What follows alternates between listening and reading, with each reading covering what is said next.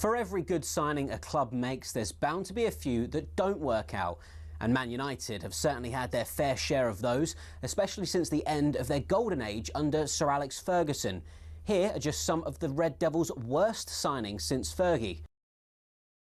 First up, Alexis Sanchez.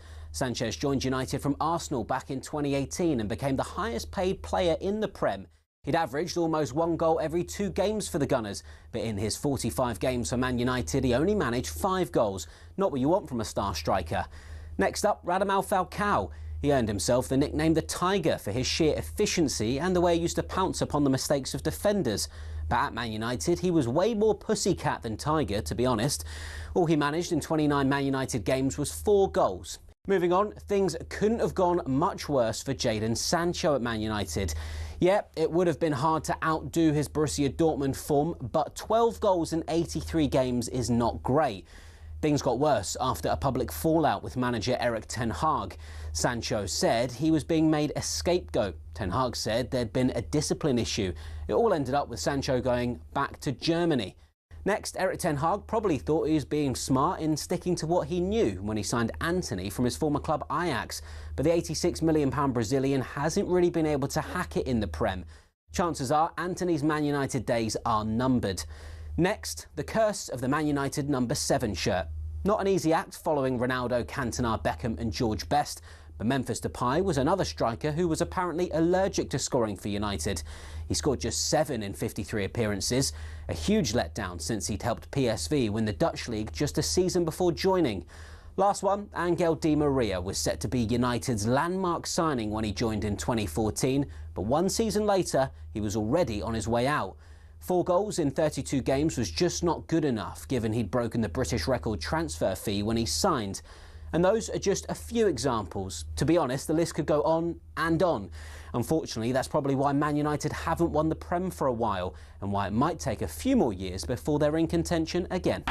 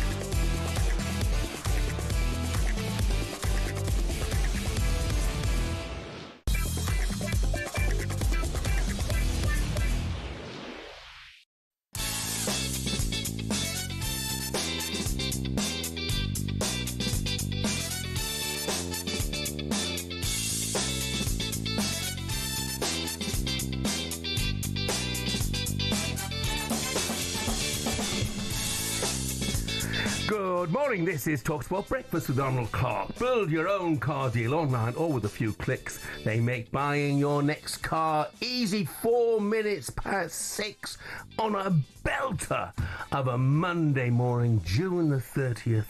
Today seems so much easier getting out of bed when it's like this, doesn't it? I'm Jeff Stelling and I'm delighted to say alongside me is Ally McCoist. Morning, Coisty. Very good morning, Jeff, and you're absolutely spot on with your opening statement of it is a lot easier to get up in the morning when it's nice. You look, it's you open glorious. those curtains, Jeff, and it's just a bit of sunshine and your daylight, and well, maybe not skipping out that door, but you're certainly going out with a bit of passion and a bit of movement, a bit of desire. It does. It makes everything seem so much better, so much brighter. It's the first time I've seen you since your bike ride. Call me. Have you recovered? I have now, no doubt about it. It was tough, mate. It was tough. Now, I was under no illusions. I knew it would be tough, and that's why I did a good bit of cycling before it. And what I did, mate, I did a lot of longer runs, a few long runs before, a few 70s and a few 80s. But one of the lads told me, any time at all, get on the peloton, just do hills, batter the hills for hours and hours. And that's what I did. And it definitely helped me, Jeff. Definitely helped me. What it didn't prepare for was coming out of Westport on, I think it was a Monday morning, into a headwind for 3.5 hours. It was brutal, Jeff. Brutal. I mean, in front of us, a few of boys went down. Poor Duncan fractured his collarbone, and one of our lads ended up with concussion in hospital. The wind was incredible.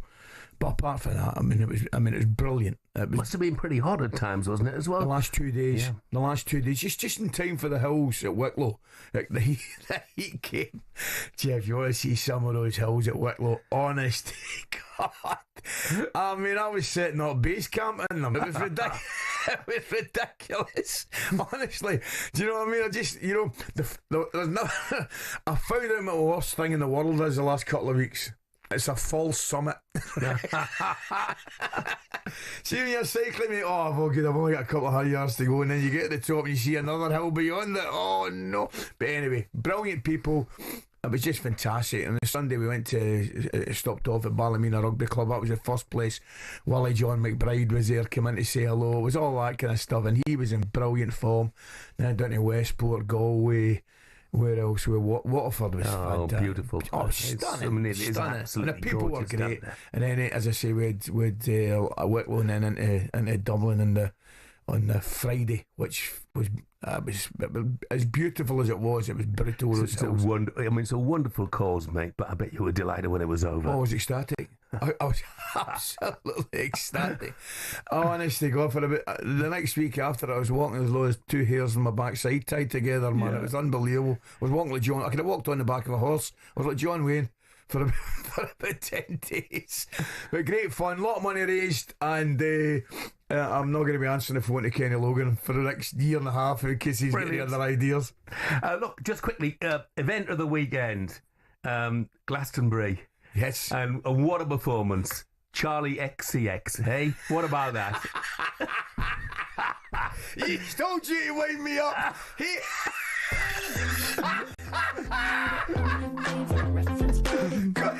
Somebody will need to explain to me what's going on with Charlie XGX or whatever it was. Yeah, I didn't know whether it was a male or a female Charlie. Well, I did afterwards, I'm going obviously. To tell you right now, I'm going to get me Viv to roll about that stage in mime and get us a few quid next year. Yeah. I mean, I did flick over, but I'm more of a Neil Young generation, to be honest with you. I'm going to cause. Look, I love Neil Young, but I wanted to hear from Neil Young. I wanted to hear all the stuff from after the Gold Rush and Harvest, and there wasn't enough of that for me.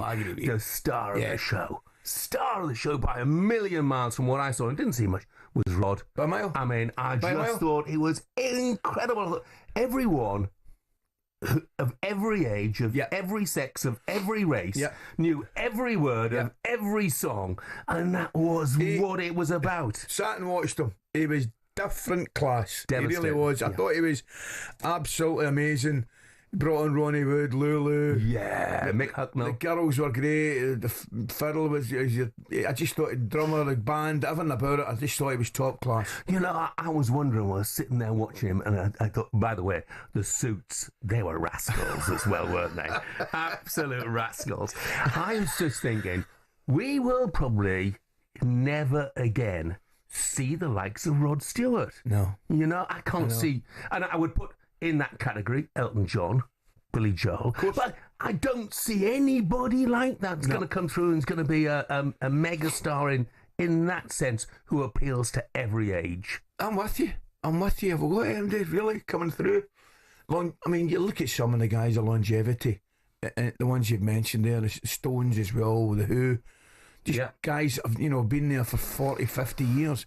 I mean, I just thought Rod's, he looks well, his stamina, everything about it's fantastic. No, I agree with you. But I mean, we'll never know because you and I won't be here to see it. But I think you make a fair point. Yeah, I think you make a fair point. In 30 years' time, when Charlie XCX is headlining Glastonbury. I'm even concerned you know a full title.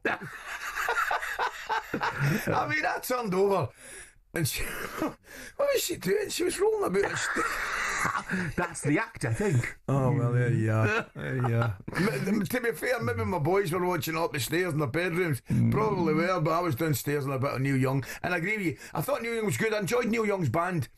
But I was looking maybe for a few more of the songs that we all know. The Harvest and After the Gold Rush, as you say. Yeah, you know. And obviously, we all, if you've been a Neil Young fan, or seen Neil Young, you know what his stage presence is like. And you know, I mean, there is no communication with the audience. You know, there's no showmanship, nothing like that. It's a case of, here I am, and this is what you're take it or leave it. Exactly. You know, which there's a lot to like about that. Anyway, let's talk about some sport, shall we? Another transfer window. Chelsea. Yep, Chelsea again, paying big bucks for a Brighton player once again. It back, Jean Pedro! 3-0! What a goal from Jean Pedro! And Brighton have torn Manchester United apart. Jean Pedro's key for them in the way that he moves and the goals that he adds. Jean Pedro, he's one of our leaders. He led it by being a role model. I think that's a first-class player and fit well with all those young players around him. He's a good player. But again, if you want to start making statement signings, I wouldn't, put that as my first choice. He's got the better of Gabriel. He's one-on-one with Breyer. He's shooting, goes back to Jean Pedro. Off of Breyer, and Jean Pedro tucks it home. There's a couple of differing opinions. Chelsea paying £50 million for João Pedro. More good business for Brighton, you have to say, who signed him for $30 million a couple of seasons ago. My question would be, where the heck does he fit into the Chelsea team? Well, you'll probably find out when they get rid of one or two. They've got to get rid of one or two, Jeff. They have to. I mean, I like him. I do. I think he's a good player. Don't think there's any getting away from that. And he's kind of fitting the bill that they're signing at this moment in time, isn't he, in terms of his age and all that kind of stuff. But where's he going to play? You probably think he's going to come off a side. I know he can play 10. I'm not sure he's an out-and-out centre forward. Get Delap now. Put question mark, I think, against maybe Jackson, Marieke, one or two of those players. Would he be an improvement on Jackson or Madueke? Oh, slightly. Would be Manchester that. I mean, time will tell. But you're right. I don't think it's a signing that's made me go, wow. That there's a title-winning signing. But I can see why they've signed them. Would he improve them? Yeah, probably would. I'm not sure by how much though, Jeff, to be honest with you. But he's a player I like, and I think there's improvement in him. I'm not sure that Brighton fans... I might be wrong about this, and tell me if I am, by the way. I'm not sure that Brighton fans will be shedding too many tears about his departure. Oh, it's good money. Again. And he's a lovely footballer, but obviously blotted his copybook in some sort of way at the Amex. Lost his place. Looked at his goal-scoring record. For Brighton, 62 Premier League games, scored 19 goals. 9 of those were penalties. Well, he won't be taking those at Chelsea. No chance. So, you just wonder a little bit about the numbers, even though he's a player that I think I very much like. Yeah, I think so. I would say I think he's a good player. I like him. I think he probably will do well. But it's one of these signings, I wouldn't have it down as a wow signing and think, well, they're going to make title challengers now, immediately. So, I mean, time will tell, but I mean, they're going to have to start offloading one or two, aren't they? Yeah, absolutely. Inevitably, we'll talk quite a bit of Chelsea today, bearing in mind what's been going on at the Club World Cup. But Chelsea fans, we want to hear from you. 03717 223344 is the number you need to know. Are you happy with the João Pedro signing? Let us know. Coming up with Wimbledon getting underway today, we discuss whether there's any British hope this year. No, there's not.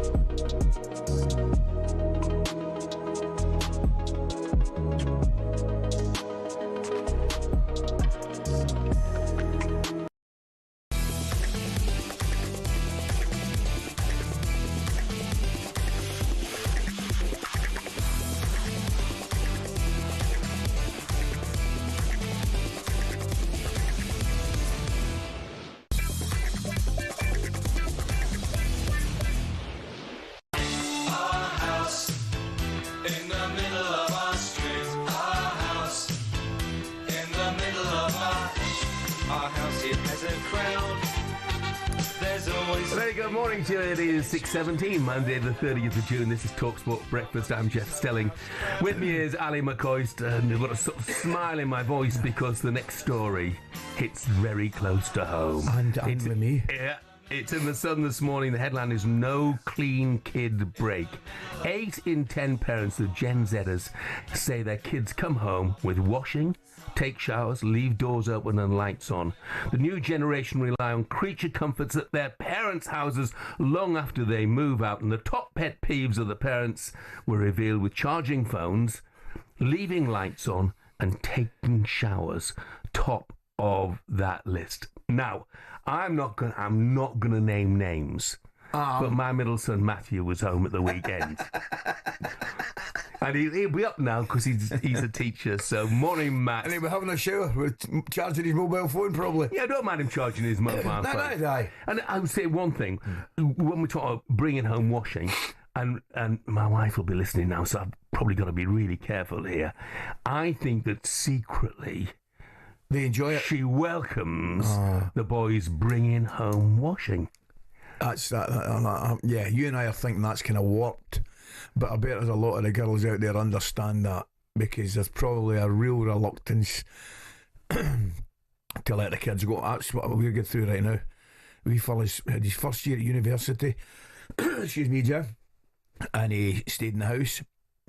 Second year he's moving out, and Mum's distraught, by the way. I mean distraught. So I've gave him a chat. I said, right, fine, not a problem. Out you go. And I'm hard line. I said, but once you're out, you're out. I said, you're welcome back, obviously. And you can stay and you can do what you want effectively. But you're not getting money for this and money for that and money for the next thing. I said, bang, that's it. Of course, Mum's looking at me behind his back, making faces and all that stuff. I says, well, he's got to have it. He can't have it both ways. This is the problem. They all want it both ways. I said, he goes out that door. He's welcome back anytime with open arms. But he's got to fend for himself. Yeah, we'll see how that lasts. That is very hard line. I'm sure that's the hard line for public consumption. But I know there's a beating heart in there, Coisty. You don't really feel like that. I would tell you, my boy.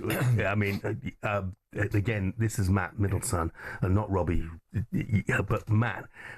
He goes off occasionally to Portugal. We've got a tiny little place. Yeah. And the one thing I complain about is when he heads off to the beach or whatever at 9 o'clock, 9:30 in the morning, he'll put the air conditioning on and leave it on all day long. So when he comes back at 6 o'clock, the apartment is ice cold, which is great. And I understand the logic, but what it means is the cost of the air conditioning for a week is more than the cost of the blooming holiday. It's ridiculous. The worst one of the lot, I've got one that does the exact same, but leaves the doors open. Right, which absolutely takes away any benefit at all from the air conditioning. So I'm not even getting the benefit of the air conditioning when I walk in because the doors are open. Love it. Anyway, we're really off and running with the Stadler and Waldorf this morning. I would just like to say, in case any of my kids are listening, I love them all dearly. Oh, me too. Most of you. No, I'm only joking all that. Of course I do. Okay, it is 6:21. Let's take a look at today's back pages with Tesco Mobile for Business. Backpage review on talkSPORT with Tesco Mobile for Business. Got a side hustle? Get business phone bills for up to 40% less than the big mobile networks. For terms and verification, visit tescomobile.com/business. Yeah, good, thank you. How are you? Just taking her seat. Here's Sam Quack. Yeah, here I am. Hiya, Sam. How are you doing? Hi, fellas. Yeah, good. How are you? You're looking well. How you been? Yeah, not bad. You're looking well. You got a bit of a tan there, Ali. What's that cycling thing? We just spoke about it, Sam. I did that cycling. I swear to God. I mean, it was brutal. It was great, but brutal. And it might be my last cycling for a long, long time. I'm surprised you sat down. Oh, well, I know. It's amazing. It was a few days ago. Is it chamois? Is it chamois cream? I think it's called. It's well worth it, I'll tell you right now. Yeah. Plenty of it. My daughter uses something called bum cream, which I thought was for her bum, but apparently it's not. What's it for? By the way, I was going to ask you the same question. Other parts of the anatomy. That's maybe where I went wrong. Never got myself any bum cream. Yeah, if anybody knows what bum cream is for, let us know. No, Yeah, quite keep the it opposite, clean. actually. Keep it for yourself, will you? Oh, dear. Okay, have a look at the back pages, shall Let's we? go. Yeah. Okay, lots of them littered with Wimbledon news. It starts today, of course, at SW19. Emma Raducanu and Jack Draper, the British number ones, leading the charge for us. Jack Draper, of course, made the US semi-final a few weeks ago, did very well, ranked number 4. He's obviously Britain's greatest hope. Ali, are you a fan? Do you think he could potentially go all the way? No. All right, next question. No, but I'm a big fan. I just think he's the level below maybe the 2 favourites, I would imagine. Gaps. Yes. The gap is it. As I say on the underground man, the gap. That's what I think. But I think he's doing exceptionally well. I'd love him to do it, Sam. I'd absolutely love him to do it.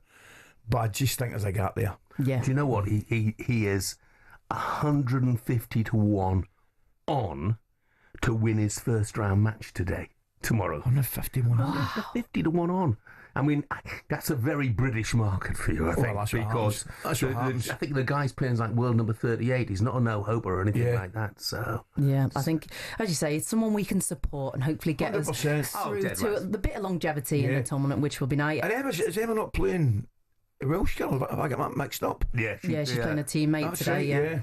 Right, but again, Emma Raducanu won the US Open when she was 18 in 2021. Of course, she's done that, dealt with a lot of pressure, so it'll be interesting to see what she does at Wimbledon. I want her to do well as well.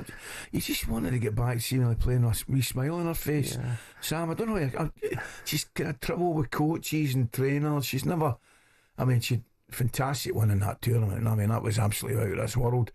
But there's clearly been a drop in her own standards. So if you get back to analytics, you can. You just wonder when you've won something as major as that. I mean, they can never take that away from her because she was wonderful. Yeah. Fantastic. We should never forget that. But then there are so many additional pressures on you, aren't there? Suddenly you are public property, you know, and there are all sorts of demands from sponsors and so on. And she's never quite got. And then she's had injuries as well, a lot of injuries. So and again, so young, still early 20s. And I think, like you say, Jeff, one of the hardest things is to continue to win after you've won. So to go from such a high and deal with stalkers and huge sponsorships and maintain that performance and changing coach. Lots just to ask so many for her. distractions, aren't there? But as you said, 21. She was 21. Nothing. Just a kid. I mean, the girl she plays today is only 17, so it's going to be a big test for her. Mimi Zhu. That's right. Yeah, you know.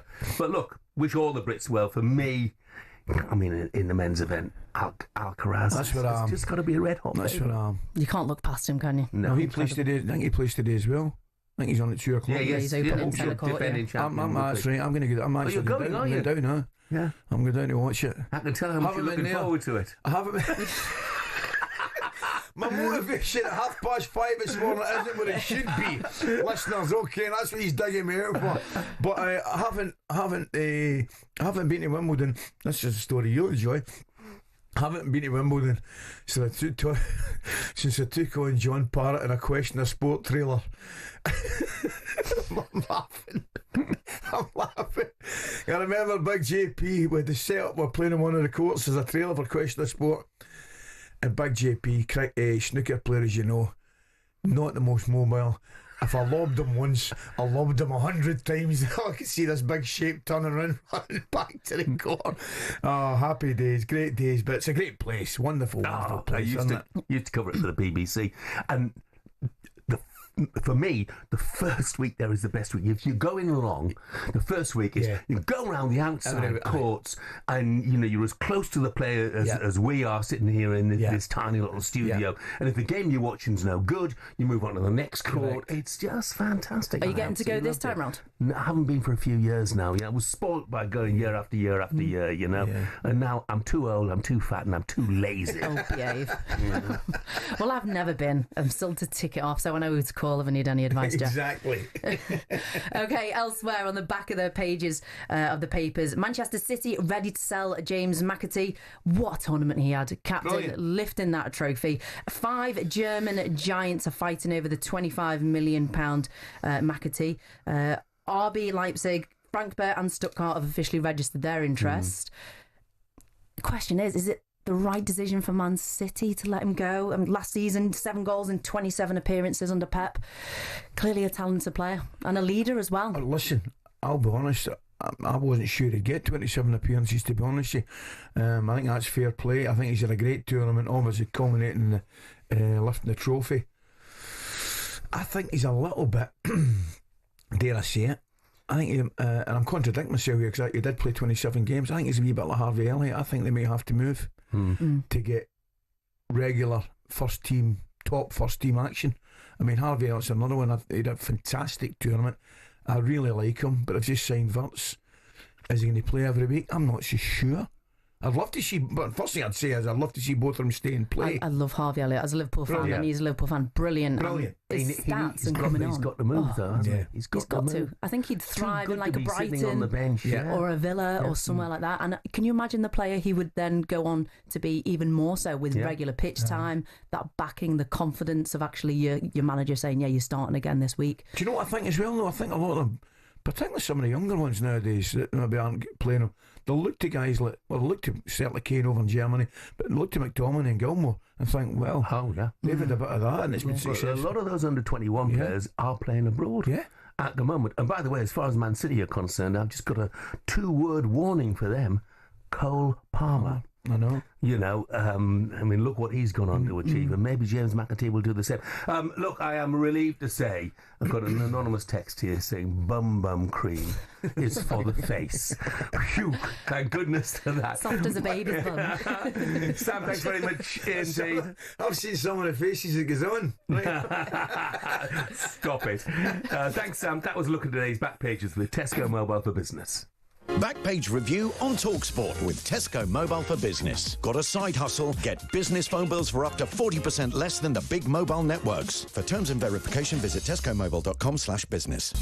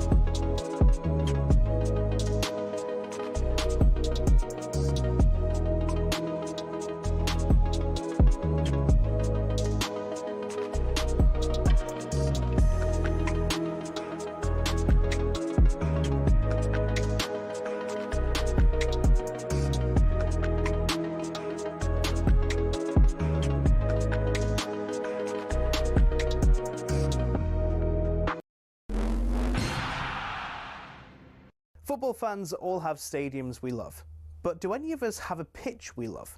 It might sound like an odd question, but pitches can be different sizes with big consequences. Why is that? And what are the actual rules behind it? Back when association football started, pitches could be 100 metres wide and 200 metres long. That's longer than Ellen Road. Not the pitch, the stadium. Anyway, UEFA wanted a standard across Europe, which became 105 metres long and 68 metres wide. But some clubs had been rebels, not intentionally, but because of the stadiums. Take Highbury, for example. It was 5 metres shorter and a metre narrower, meaning away sides had a challenge just to adjust. Today, Forest Pitch at the City Ground is a big one, 2 metres wider than others. But the smallest of all? Craven Cottage, just 100 metres long and 65 metres wide. There are a couple of crazy outliers in Europe too, such as Napoli's home ground, the Stadio Diego Armando Maradona, where the pitch is a whopping 110 metres long. So UEFA have their standards, so do the FA, but they give pitches in England some wiggle room. Pitches can be anywhere between 90 and 120 metres long, between 45 and 90 metres wide. Just imagine a pitch that's 120 metres long and 45 wide. Madness. So there you have it. There is a standard size and most teams do generally follow it. But as we all know, size doesn't matter, does it?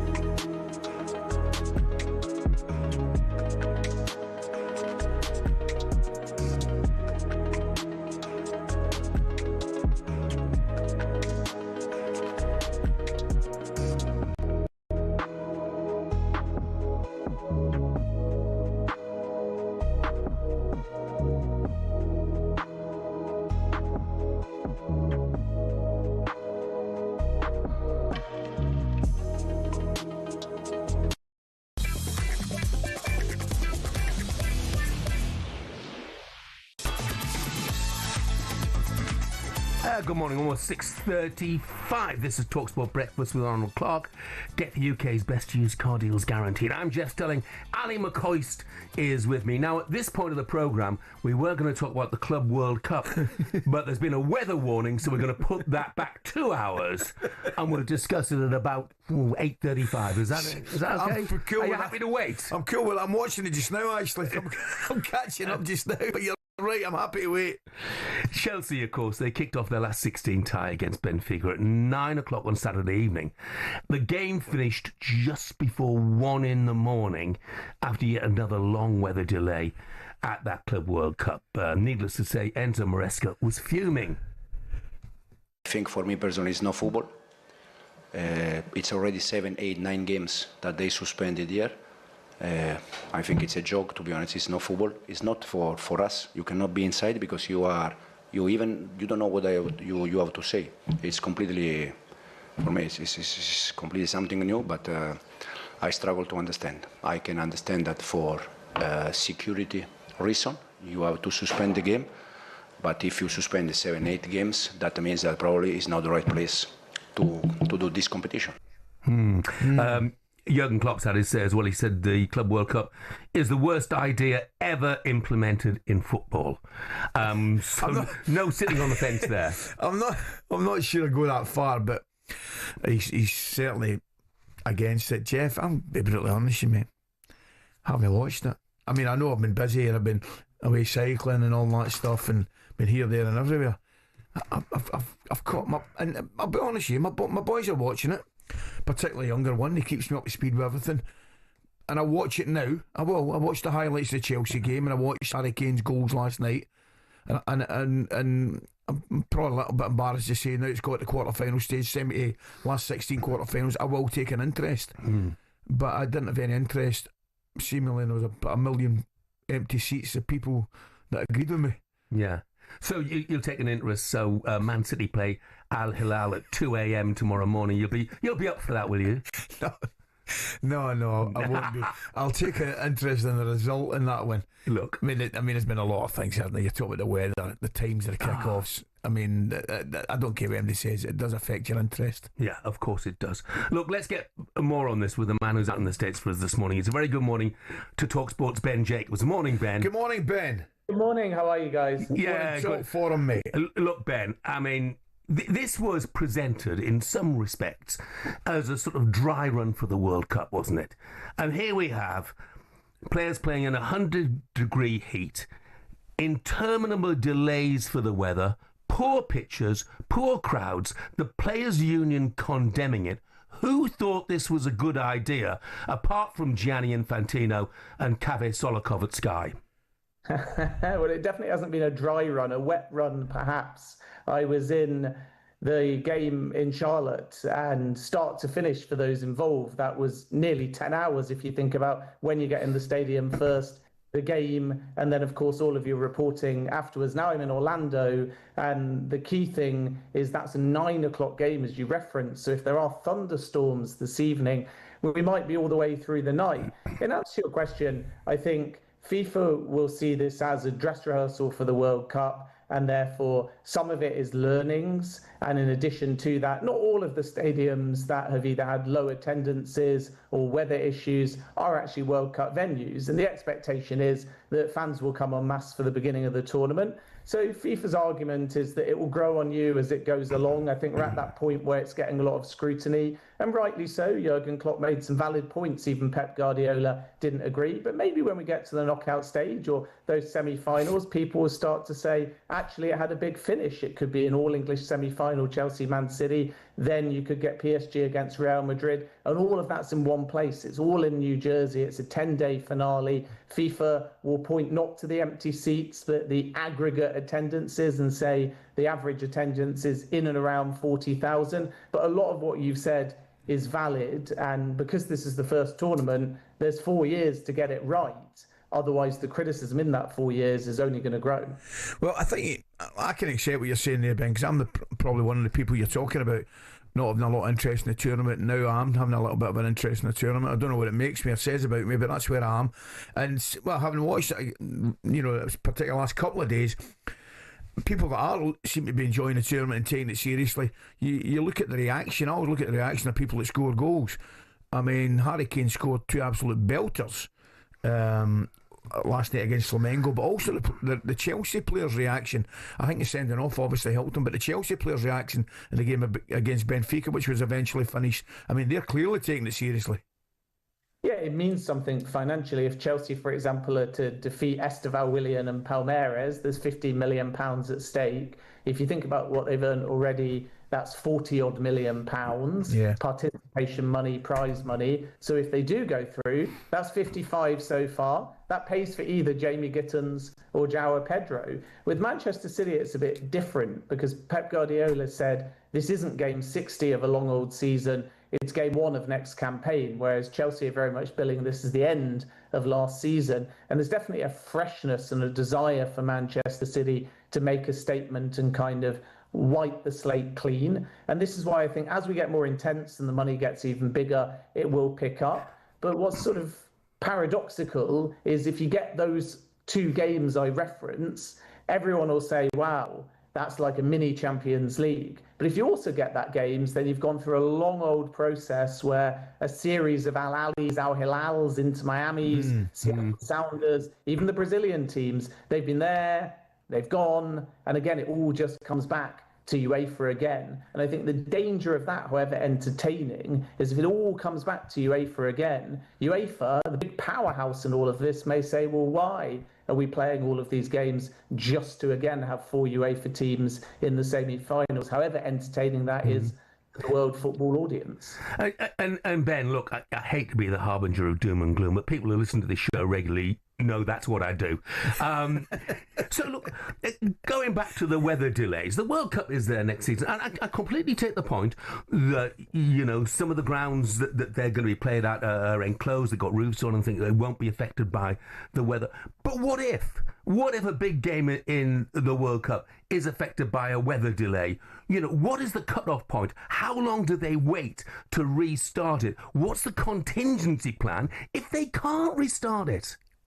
Yeah, that's what's fascinating. So the short answer is player safety comes first. And if there is a lightning strike specifically, as opposed to just any old storm, players go off and you immediately start a 30-minute clock. Now, if within a 10-mile radius there is any further strike, then the clock resets over and over and over again. So there is not a specific restart time. It is a rolling 30-minute clock. And therefore, the delay could, in theory, be indefinite. It will all depend on the weather gods. From there, they have to come up and warm up 15 minutes and then restart the game. If you pass a 5-hour period, then the clubs can speak to FIFA and each other and determine whether or not they want to restart same day or whether there's space in the calendar to restart next day. And where we have a grey area, because the Chelsea game started at 4 p.m. local time, is if you have a game like tomorrow here in Orlando, Man City Al Hilal, and that's 9 p.m. So even with a 1-hour delay, for example, you suddenly start crossing midnight. And then in some of these places, there are local laws that say no public events after midnight. So then you are in a scenario where it will start the next day. There's no abandonment, there's no begin again. So when it finally does resume, whether same day or next day, the score and the time will remain the same. Ben, will we see Messi again at a major tournament? I've got inverted commas around the major tournament, this one. I've a suspicion that we will. I think Lionel Messi's not done yet. There's large rumours starting to swell with a little bit of substance that Saudi Arabia might be back in for Lionel Messi, but either way, Inter Miami are quite confident that he'll renew with them. So I still think Messi's got one more big tournament in him, and you never know if it isn't to be a renewal at Inter Miami and they're confident, then you're talking about potentially a 2-year contract at Saudi Arabia, which within the international cycle would still give him more opportunity. Yeah. I think at this stage, the strong expectation is that Messi will be at the 2026 World Cup. Ben, brilliant. Thank you very much, Ben. Indeed. Cheers, guys. Take care, mate. Could be the longest World Cup on record, couldn't it, if all of that happens? And I didn't know the stuff about, local regulations mean you can't play after a certain time. I wasn't aware of that. No, neither was I. Wow. That opened my eyes too. It's a recipe for absolute chaos. Right, still to come on Sports Breakfast. Superstar Breakfast preview on talkSPORT with Travis Perkins. Find everything you need for your landscaping project in stock and available for delivery. Terms and conditions apply.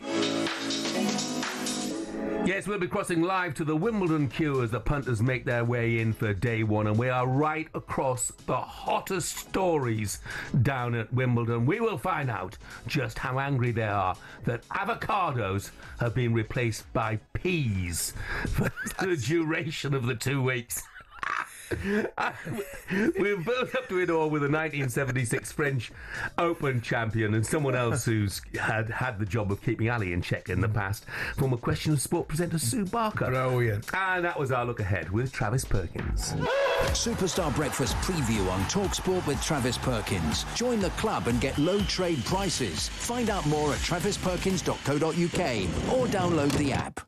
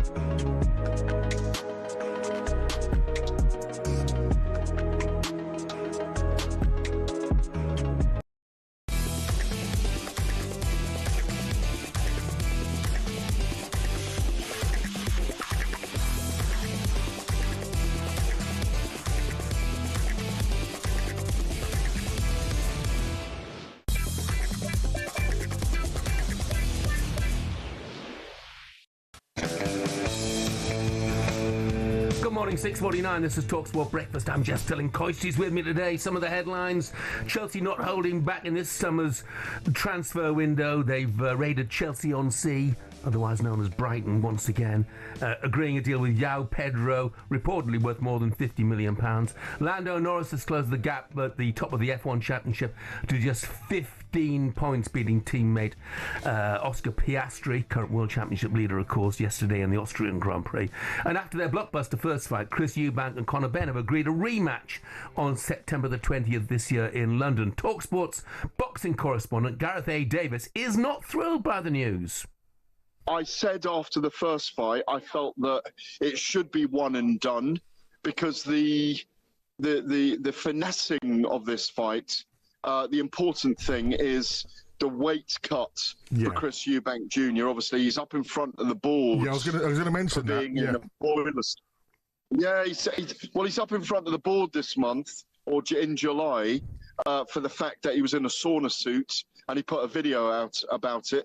Sauna suits and saunas are banned by the Boxing Board of Control for cutting weights, and he put that kind of flagrant video out. They're looking at it, and something needs to be seen to be done about it. I hope he doesn't get a big fine, and also I hope that the rehydration clause on him for this isn't too stringent. Gareth A. Davis, more reaction on that rematch. I'm kind of with him on that one. Yeah, you've seen it, done it, been there. And it was great. It was brilliant. Really enjoyed it. I'm not sure I want to see it again. Yeah. For more reaction, head over to the talkSPORT Boxing YouTube channel. Now it's that time of year again. The Great British Summer has officially started. It's the first day of Wimbledon today. Wow, it will be roasting down there. Get the pims out, get the strawberries out, enjoy the tennis. Let's cross over to our talkSPORT reporter, Harry Durham. He's live at Wimbledon. Who's with some of the punters who are queuing for hours to get in there. Morning to you, Harry. Harry, how are you?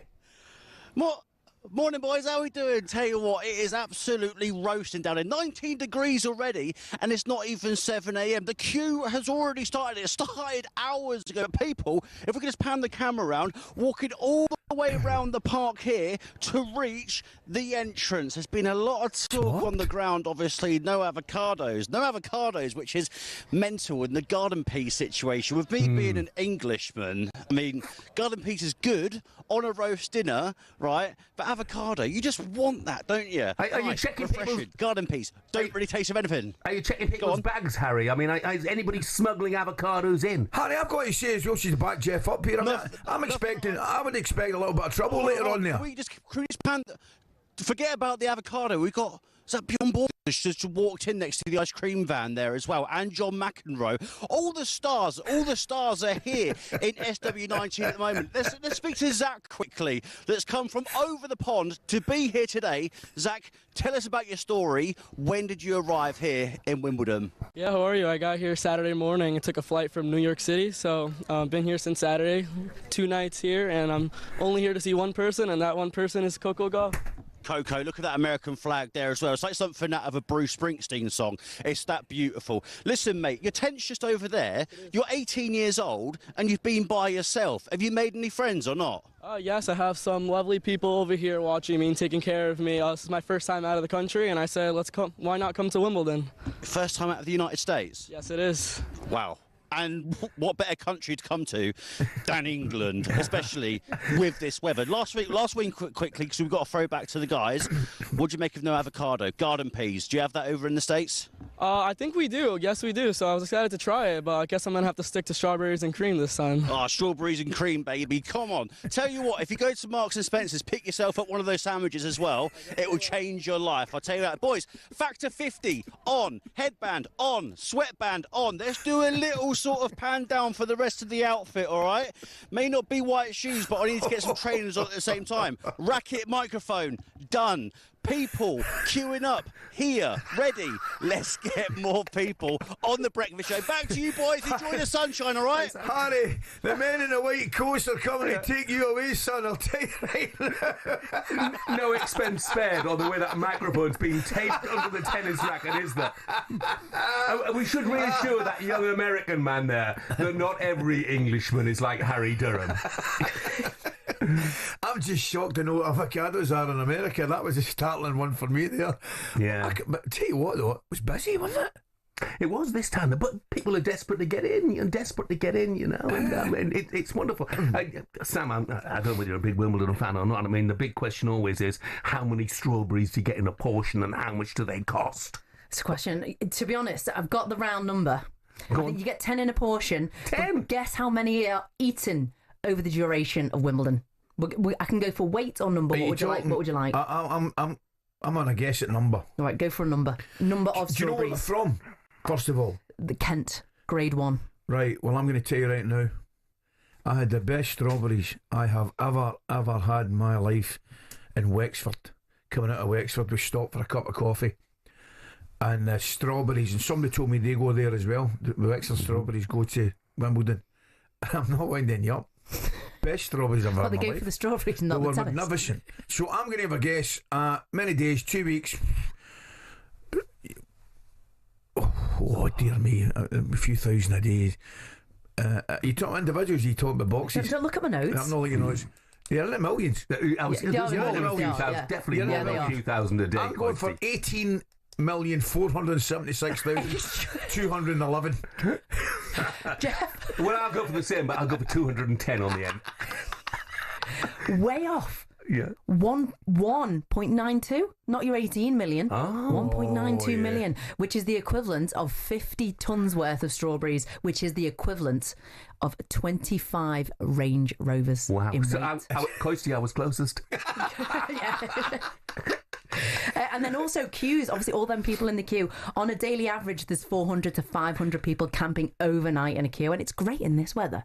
But when it's hammering down, 400 to 500 camping? Yeah, I got invited in a WhatsApp group the other day. Does anyone fancy coming down to Wimbledon to camp outside? I was like, no thanks. Oh no. Would you? Have you done that? You'll be in, No, won't you? You've got VIP bed, Of course, right? yeah, I Working. mean, But now, you know, you're not working at Wimbledon. I'm not going to camp outside, though. That is We spoke about the Glastonbury thing, haven't we? I mean, yeah.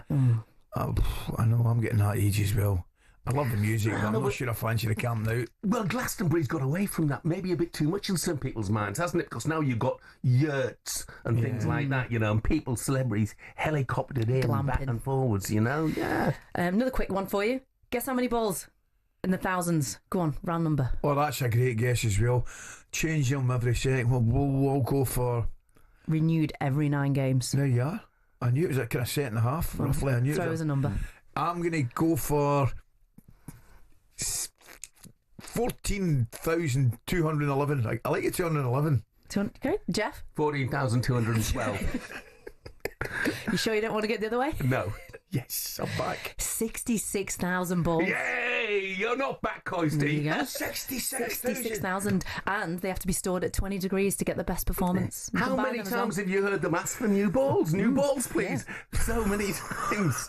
Have you ever opened up a can of tennis balls pop. and you get that pop? I love the smell. Magic, get your nose right in there. Hey, I've got a quick question. It's from a listener, okay, Simon from Warrington. It's a good question. Morning, Jeff and Ali Sam as well. Some great sporting events coming up in the next few months. So here we go. I have tickets for one Lions test, brilliant, one Ashes what test, a question, and tickets for 3 days of the Ryder Cup. Which one would you choose to go to? Well, sadly, I'm ruling the rugby out immediately, and it might be one of my favourite sports because it's only 1 day. He's only given me one test on that, yeah? Yeah, but you're going to Australia for it. That's included. Yeah. But I'm getting 3 days Ryder Cup, and I'm getting 5 days Ashes in Australia. Well, you're going to take the Ashes before the rugby. I guess so, yeah. I'm straight to the Ryder Cup, me. It's New York, is it New York? Yeah, just outside New York. Ryder Cup. Yeah. Oh, me The Sam off the atmosphere Ryder there. Cup. That'd be wild. Oh, yeah. It's unanimous. Ryder Cup. And by the way, Simon says Ryder Cup for him as well. Yeah. So there we go. It was a good question, but everyone's going to say the same thing in the end, Simon. But thank you very much indeed. Sam, thank you very much. Thank you very much. We'll see you a bit later on. Coming up, we'll turn our attention to the England under-21s and ask the question, has Lee Carsley proved himself as a top manager? I think so. We'll discuss that next.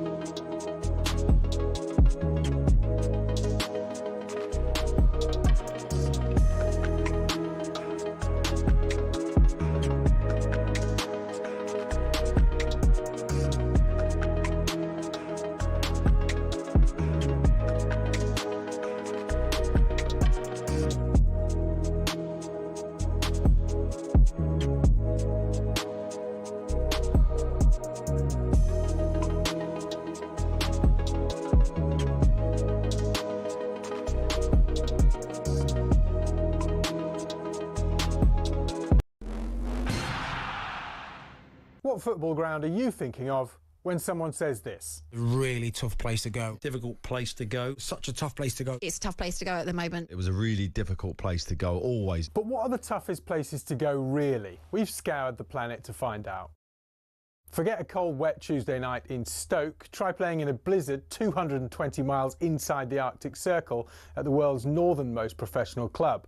When Chelsea lost at Tromsø in Norway in the 97-98 Cup Winners' Cup, a massive snowstorm hit at half-time. These two boys and their brooms were absolutely no match for it. We're staying in Scandinavia for Scotland's toughest away day on a windswept cliff in the Faroe Islands. In Euro 2000 qualifying, Craig Brown's men were taken to fishing village Toftir. Kevin Gallagher called the pitch a cowfield and the wind like Pittodrie on a bad day.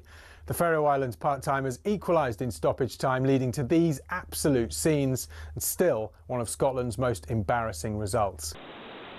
Daft little ground, silly game. But away trips don't come any tougher than a lung-busting schlep up the Andes to face Bolivia in La Paz. But now the Bolivians have taken home advantage to another level. The country's highest city, El Alto, 4,100 metres above sea level. Grass doesn't even grow up here. Bolivia have not lost here yet. The longest unbeaten run in any professional league ever belongs to Red Star Belgrade, or Crvena Zvezda if you must. They've gone 7 years without defeat at the Rajko Mitic in Serbia's Superliga. Their fans are pretty intimidating as well, but they're not as loud as this mob. Galatasaray's Ali Sami Yen Stadium's officially the loudest in world football. In a derby with Fenerbahce, Galatasaray fans set a Guinness World Record of 131 decibels. That's louder than Motorhead, and pretty tough to carry out your manager's instructions when you can't even hear them. However, our most intimidating away day is in Wales, where cameras can't enter and players can't leave. HMP Prescoed. This prison team was briefly kicked out the Gwent League over concerns about young opposition having to go in there. Now that's a tough place to go. Early June 1939, Germany, always a tough place to go to.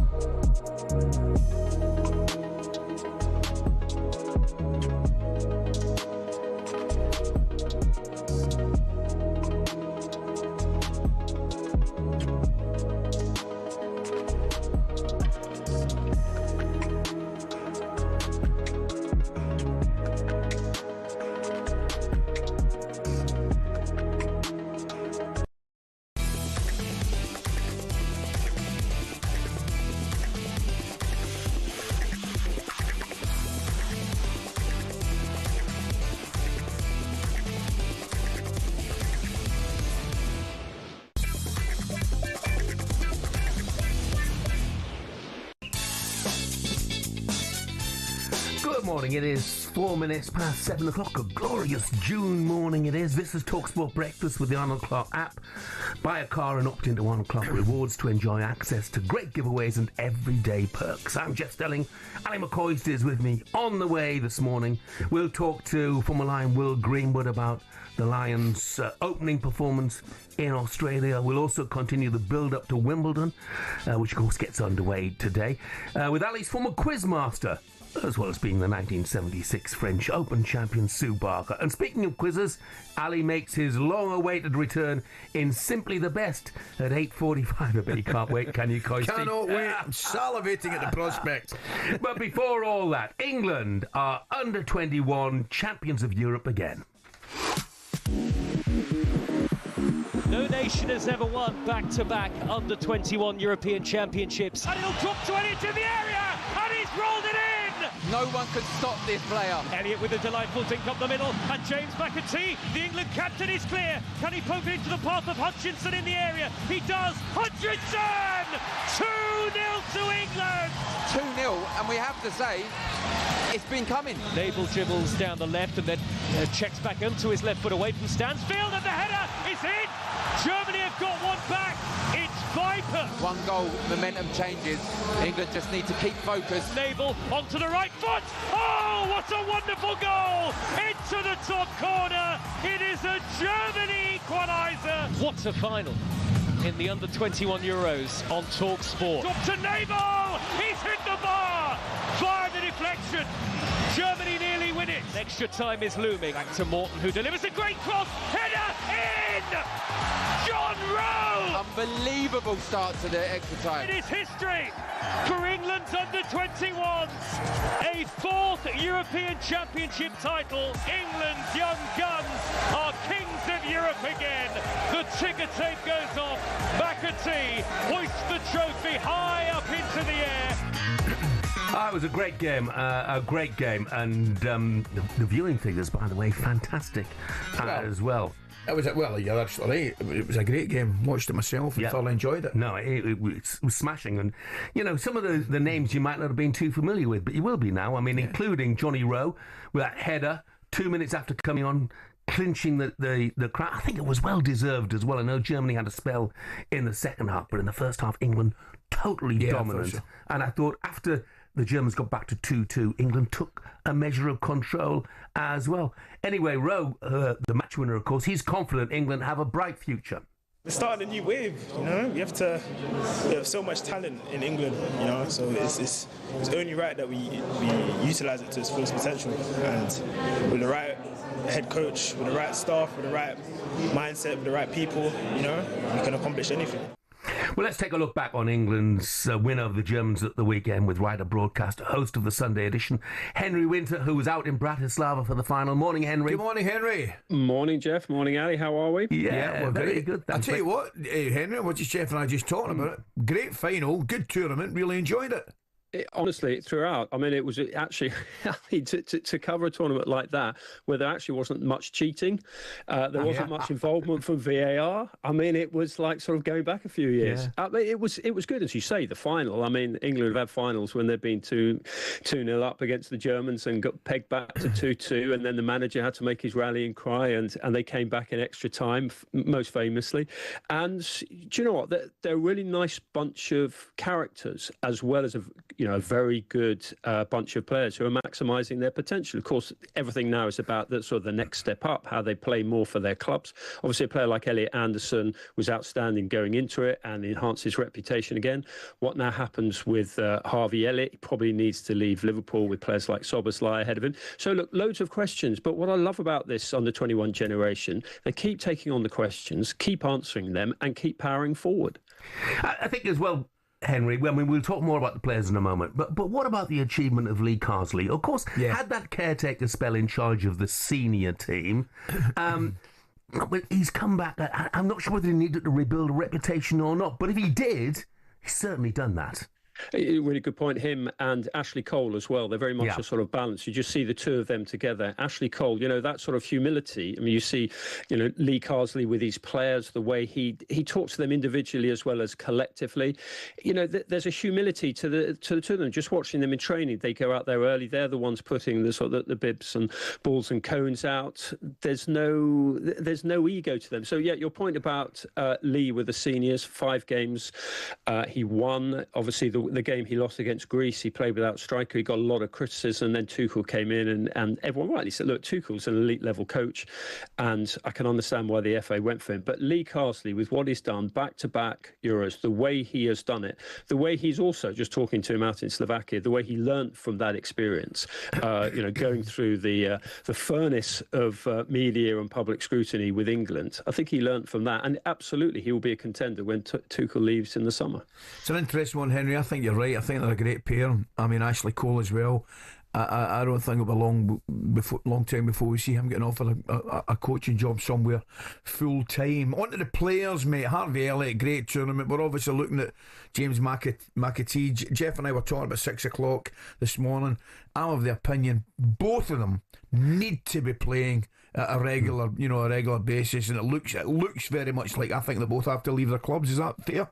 Yeah, and I think that McAtee pretty much made that decision when he decided not to go to the Club World Cup. He didn't want to sit around on the bench in the heat. He wanted to play for England, captain England under 21s, and actually sort of make a statement about his career. And there were a few scouts out here. Obviously, a lot of people watching, as you say. The viewing figures, 3.7 million peak is huge. I mean, it just sort of beat anything else, even non-sporting, that was on at the weekend.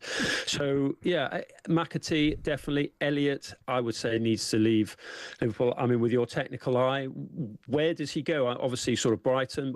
I can see him playing abroad if he wants to. And what I like about this generation is you saw with Johnny Rowe, left at Norwich, went to Marseille. Not completely worked out for him there, but again, you know, he will be looked at. Charlie Cresswell as well, who I didn't know too much about. Knew he was at Leeds and had gone on to Toulouse. But there'll be English clubs interested in him. So, look, there will be a feeding frenzy around the under-21s at the moment. And as you say, possibly around Ashley Cole as well, although he seems incredibly happy sort of working his way up through the FA pathway. Yeah, I mean, I think it's interesting. You mentioned a couple of them there. How many are honing their skills abroad now, Henry? And Cresswell, well, I think, by the way, he's got an outside chance of making the senior squad for the World Cup. I mean, he's 6'3", you know, and he's only 22, something like that. But Cresswell, Norton Cuffy plays abroad, Rowe plays abroad, Quansah's heading to Leverkusen, Bellingham to Dortmund. It looks like James McAtee has lots of suitors in Europe as well. Now, the Premier League may not benefit from that, Henry, but the national team will, you would imagine.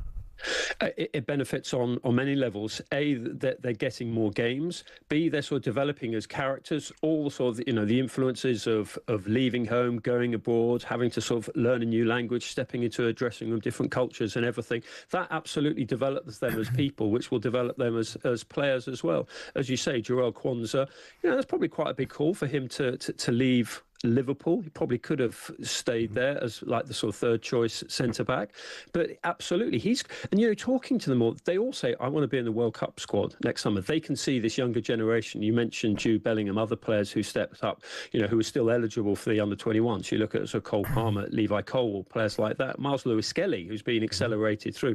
It's a fantastic generation of young players. Some of them are going abroad, some of them are implanting themselves in sort of in Premier League teams, but it's incredibly encouraging for England's future that there is this, as Johnny Rowe says, this new wave coming through. Just a quick one, Henry. One of the boys has handed me a stat there, which I'm just looking at it, and it would be alarming if it's 100% correct. And it's in the Times this morning showing the decline of English players' minutes in the Premier League. I mean, from the first one in 92-93 and the present day, it says it's down from 68.8% in 92-93 to 29.5% last season. That's got to be a serious drop, is it not? Yeah, and it's been going on for a while, and it's something that Dan Ashworth, when he was at the FA and now has returned to the FA, flagged up about 10 years ago. Gareth Southgate was always talking about it, the sort of, you know, the diminishing reservoir that he's got to pick from. But as you say, so many of them are going abroad now, partly because of, you know, limited or more restricted opportunity. But as you say, English clubs will look at a Charlie Cresswell and say, you know, if you're a mid-table Premier League club and you want a vocal leader who's a pretty sort of 7 out of 10, very reliable defender, you're going to go for Charlie Cresswell. So maybe we'll see that swinging back, and English players rightly should come back into fashion again.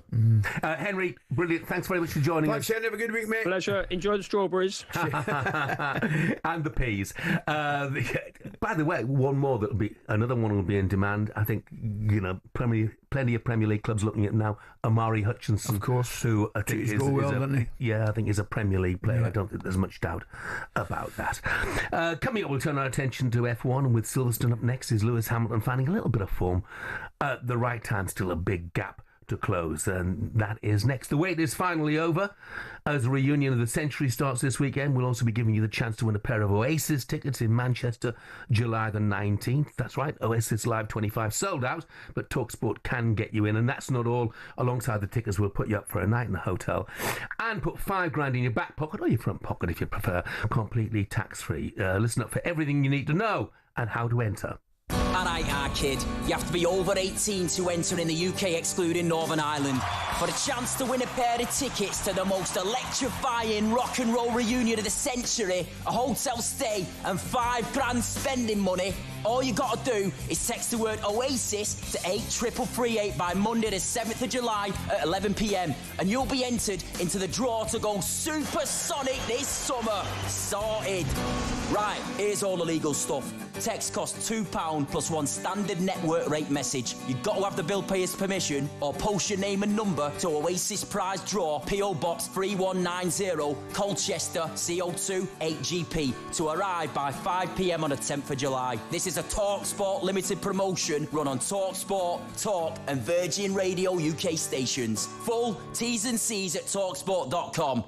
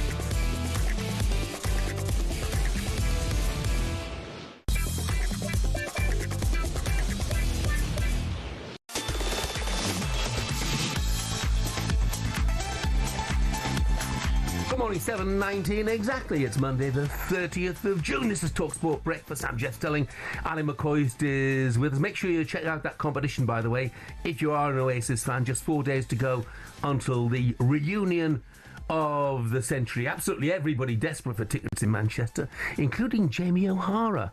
So when he was given the chance to host the breakfast show on Friday, Noel Gallagher called the show and tested him on his Oasis knowledge. It's safe to say that Jamie failed miserably.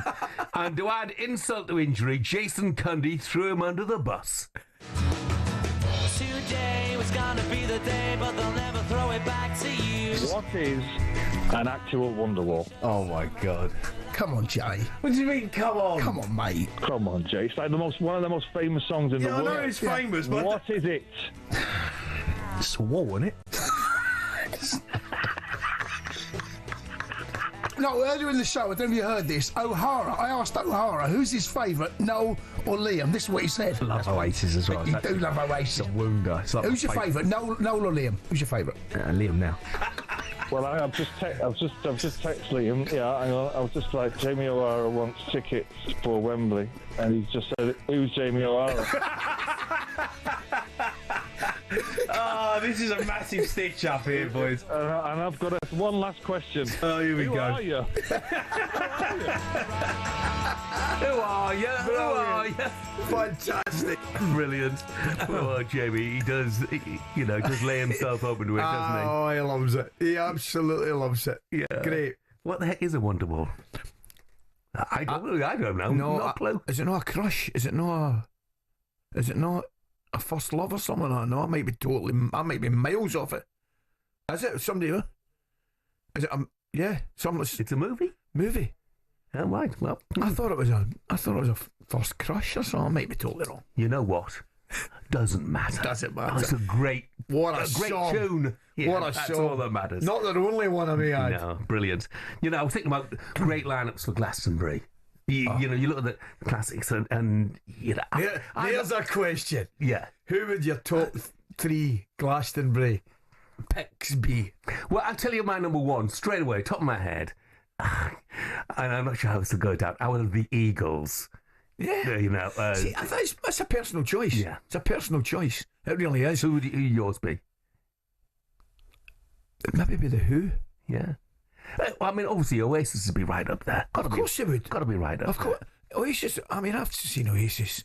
Jeff, some of the gigs I've seen Oasis, I tell her the story. I saw them playing a marquee on the beach at Irvine with Alan McGee. Alan took me along, and the boys were playing in a marquee. And then I saw them at Loch Lomond. They were amazing at Loch Lomond. What a gig that was! So I've seen them in some fantastic places, but picks. I mean, the Who live, brilliant, absolutely tremendous. Springsteen, but Rammstein. Yeah. I mean, we can go. Paul on. Weller, mate. Oh, fantastic. Steely Dan. Steely Dan, brilliant. Paul Weller, one of the first acts I ever saw with the Jam. In the city with Bruce Foxton and Rick Butler. Yeah. Who sadly just passed, the drummer just passed, actually. Yeah. No, I mean, I love some of the early stuff as well. Obviously, things like Eton Rifles. Come on. Brilliant. Down in the tube station. Oh, down in the tube station at midnight. Oh. Yeah, it's great, yeah. Fantastic. Looks meant to be a sports show. Let's fleetingly turn our attention to F1, shall we? McLaren 1-2 in Austria yesterday. A bit of a duel, to be brutally honest, between Lando Norris and Oscar Piastri. Norris came out on top, lead at the top of the Drivers' Championship, down to 15 points. For more now on this, let's be joined by the Formula One podcaster, Tomo McCluskey. Morning, Tomo. Morning, Tomo. Good morning, gentlemen. Thank you very much for having me. Great to see you, it's mate. an absolute pleasure, mate. Yeah, it was a bit of a duel, wasn't it? And an important win as far as Lando Norris is concerned, to keep that gap at the top of the Drivers' Championship manageable. Yeah, I think huge from a momentum point of view. Canada was a really difficult weekend for Lando, obviously running into the back of his teammate. Not what you want to see, but he was on top in all the practice sessions, put it on pole by over half a second, which around Austria is huge. That's a huge margin around a very, very short lap. And then did the job in the race. Oscar put him under a lot of pressure, but Lando didn't crumble. And huge going into Silverstone, home race this weekend for Lando Norris. Big support for him there. So this was a very important one to get done. Tom, what we're putting it down to, the form of the McLaren cars at this moment in time, it's certainly eye-catching, isn't it? Yeah, I think we've had this regulation cycle now since 2022. The cars have got better and better and better, and they start to hit a ceiling. I think where the McLaren's biggest strength is preserving their tyres. The temperature in Austria was super, super high. On track was almost 50 degrees. It was really warm here in the UK. It was really warm in Austria yesterday. And that's where the Mercedes, for example, George Russell, he was over a minute behind the leaders, and it just, the Mercedes eats its tyres, they get really hot, the thermal degradation really affects their performance. The McLaren, better than any other team, seems to be able to hold on to that tyre performance. Oscar was able to attack Lando lap after lap after lap and still maintain tyre life to the end of the race and still finish comfortably ahead of both Ferraris. Well, Max went out early doors and the Mercedes as well. So I think it is that tyre preservation in hot temperatures where the McLaren really comes alive. Obviously, Silverstone coming up next. I mean, this might sound a daft question, but I'll ask it nevertheless. Look, Lewis Hamilton, respectable fourth at a respectful distance yesterday. We all know what he's like at Silverstone. He's won 9 times there. Could he? Is there any way that he could win a 10th? Listen, absolutely. I think last year you wouldn't have seen it coming when he did what he did. He kind of, I think he'd maybe psychologically prepared himself to not win again because the Mercedes last year for him wasn't there at the races, but he got it done last year. I think he had an upgrade on his car in Austria yesterday, and speaking after the race, he seemed a lot more positive about the car. Yes, he was, far off the McLarens, but hopefully for him and Ferrari, it'll be a bit cooler at Silverstone. You can never write Lewis off. He knows his way around Silverstone like the back of his hand. There's always a chance he gets it done. Listen, Tomo, perhaps the biggest talking point of the weekend was the now mild-mannered Max Verstappen and how well he took Kimi Antonelli first round, bumping into him and taking him out of the race. Well, what's going on? Is he getting soft?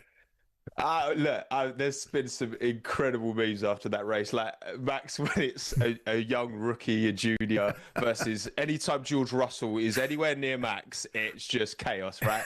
Look, these things happen. Kimi Antonelli, he's only just turned 18, right? Yeah. He only just got his driving license like a month ago, and it happens into turn 3 at Austria. It's a proper pinch point. You're going uphill. It's a super hard braking zone. He misjudges it, and Tom was frozen. Oh, I've lost. Would you believe it? Yeah. I was dying to know about that crash and what his explanation was for the now recently formed mild-mannered Max Verstappen. Well, I think he was furious at first, but he calmed down a bit, didn't he? But 61 points off the championship lead now. Verstappen. I think we're rolling them out, aren't we? Change, yeah. And I'll tell you what, because of what's gone before, I thought anybody's at the top of their sport, this happens as well. There'll have been a lot of people who took some pleasure from the fact that he was written off by an 18-year-old on the first lap this weekend.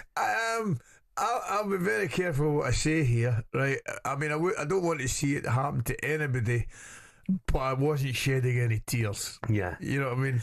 You know what's ironic as well? Because there's lots of rumours about Verstappen going to Mercedes. Yeah, I know if he does go to Mercedes, he may well replace Antonelli, who crashed into him then. And that would be the ultimate revenge, wouldn't it, really? It certainly would. Anyway, premature end to Tomo, but thanks very much indeed for joining us, mate. Plenty more Formula 1 content on the talkSPORT Driving YouTube channel.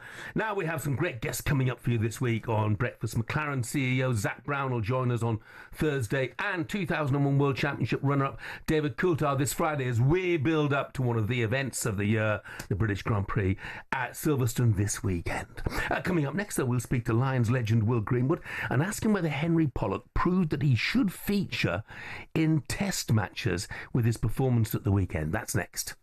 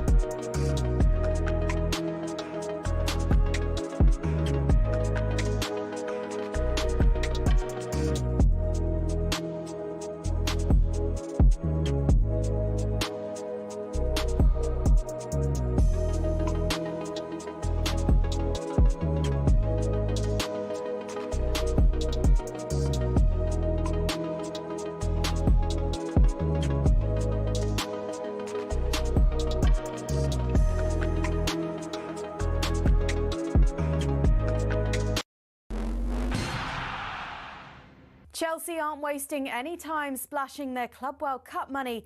£60 million for João Pedro, anyone? Well, Alan Pardew thinks the Brighton forward is worth the money. And great contract signing ready for the FIFA Club World Cup. Yeah, I'm a big fan of it. So they've obviously got it in time, and wow, what I think that's a first-class player and fit well with all those young players around him. Meanwhile, Conor Benn has vowed to learn the lessons from his loss to Chris Eubank Jr. earlier this year after their rematch was confirmed. talkSPORT's boxing expert Gareth A. Davies reckons they'll fight in the same weight division as last time out. That's almost what made the first fight, that they made Eubank cut to middleweight, and he's in his mid-30s, and they're not going to let him fight Conor Benn at super middleweight. Eddie Hearn wouldn't allow that because he'll be too big. Elsewhere, a 7-0 win over Jamaica for the Lionesses as they prepare to head to Switzerland. Their Euros title defence kicks off this week, but Serena Wiegmann is keeping level-headed before the tournament. We have a good team and we have many options in the team, and there's a big competition going on for positions, and that I, together with my technical staff, we have decisions to make. And head coach Andy Farrell has confirmed Wales scrum half Thomas Williams has been ruled out of the Lions tour. He picked up a hamstring injury against Western Force on Saturday. There's more on all those stories at talksport.com.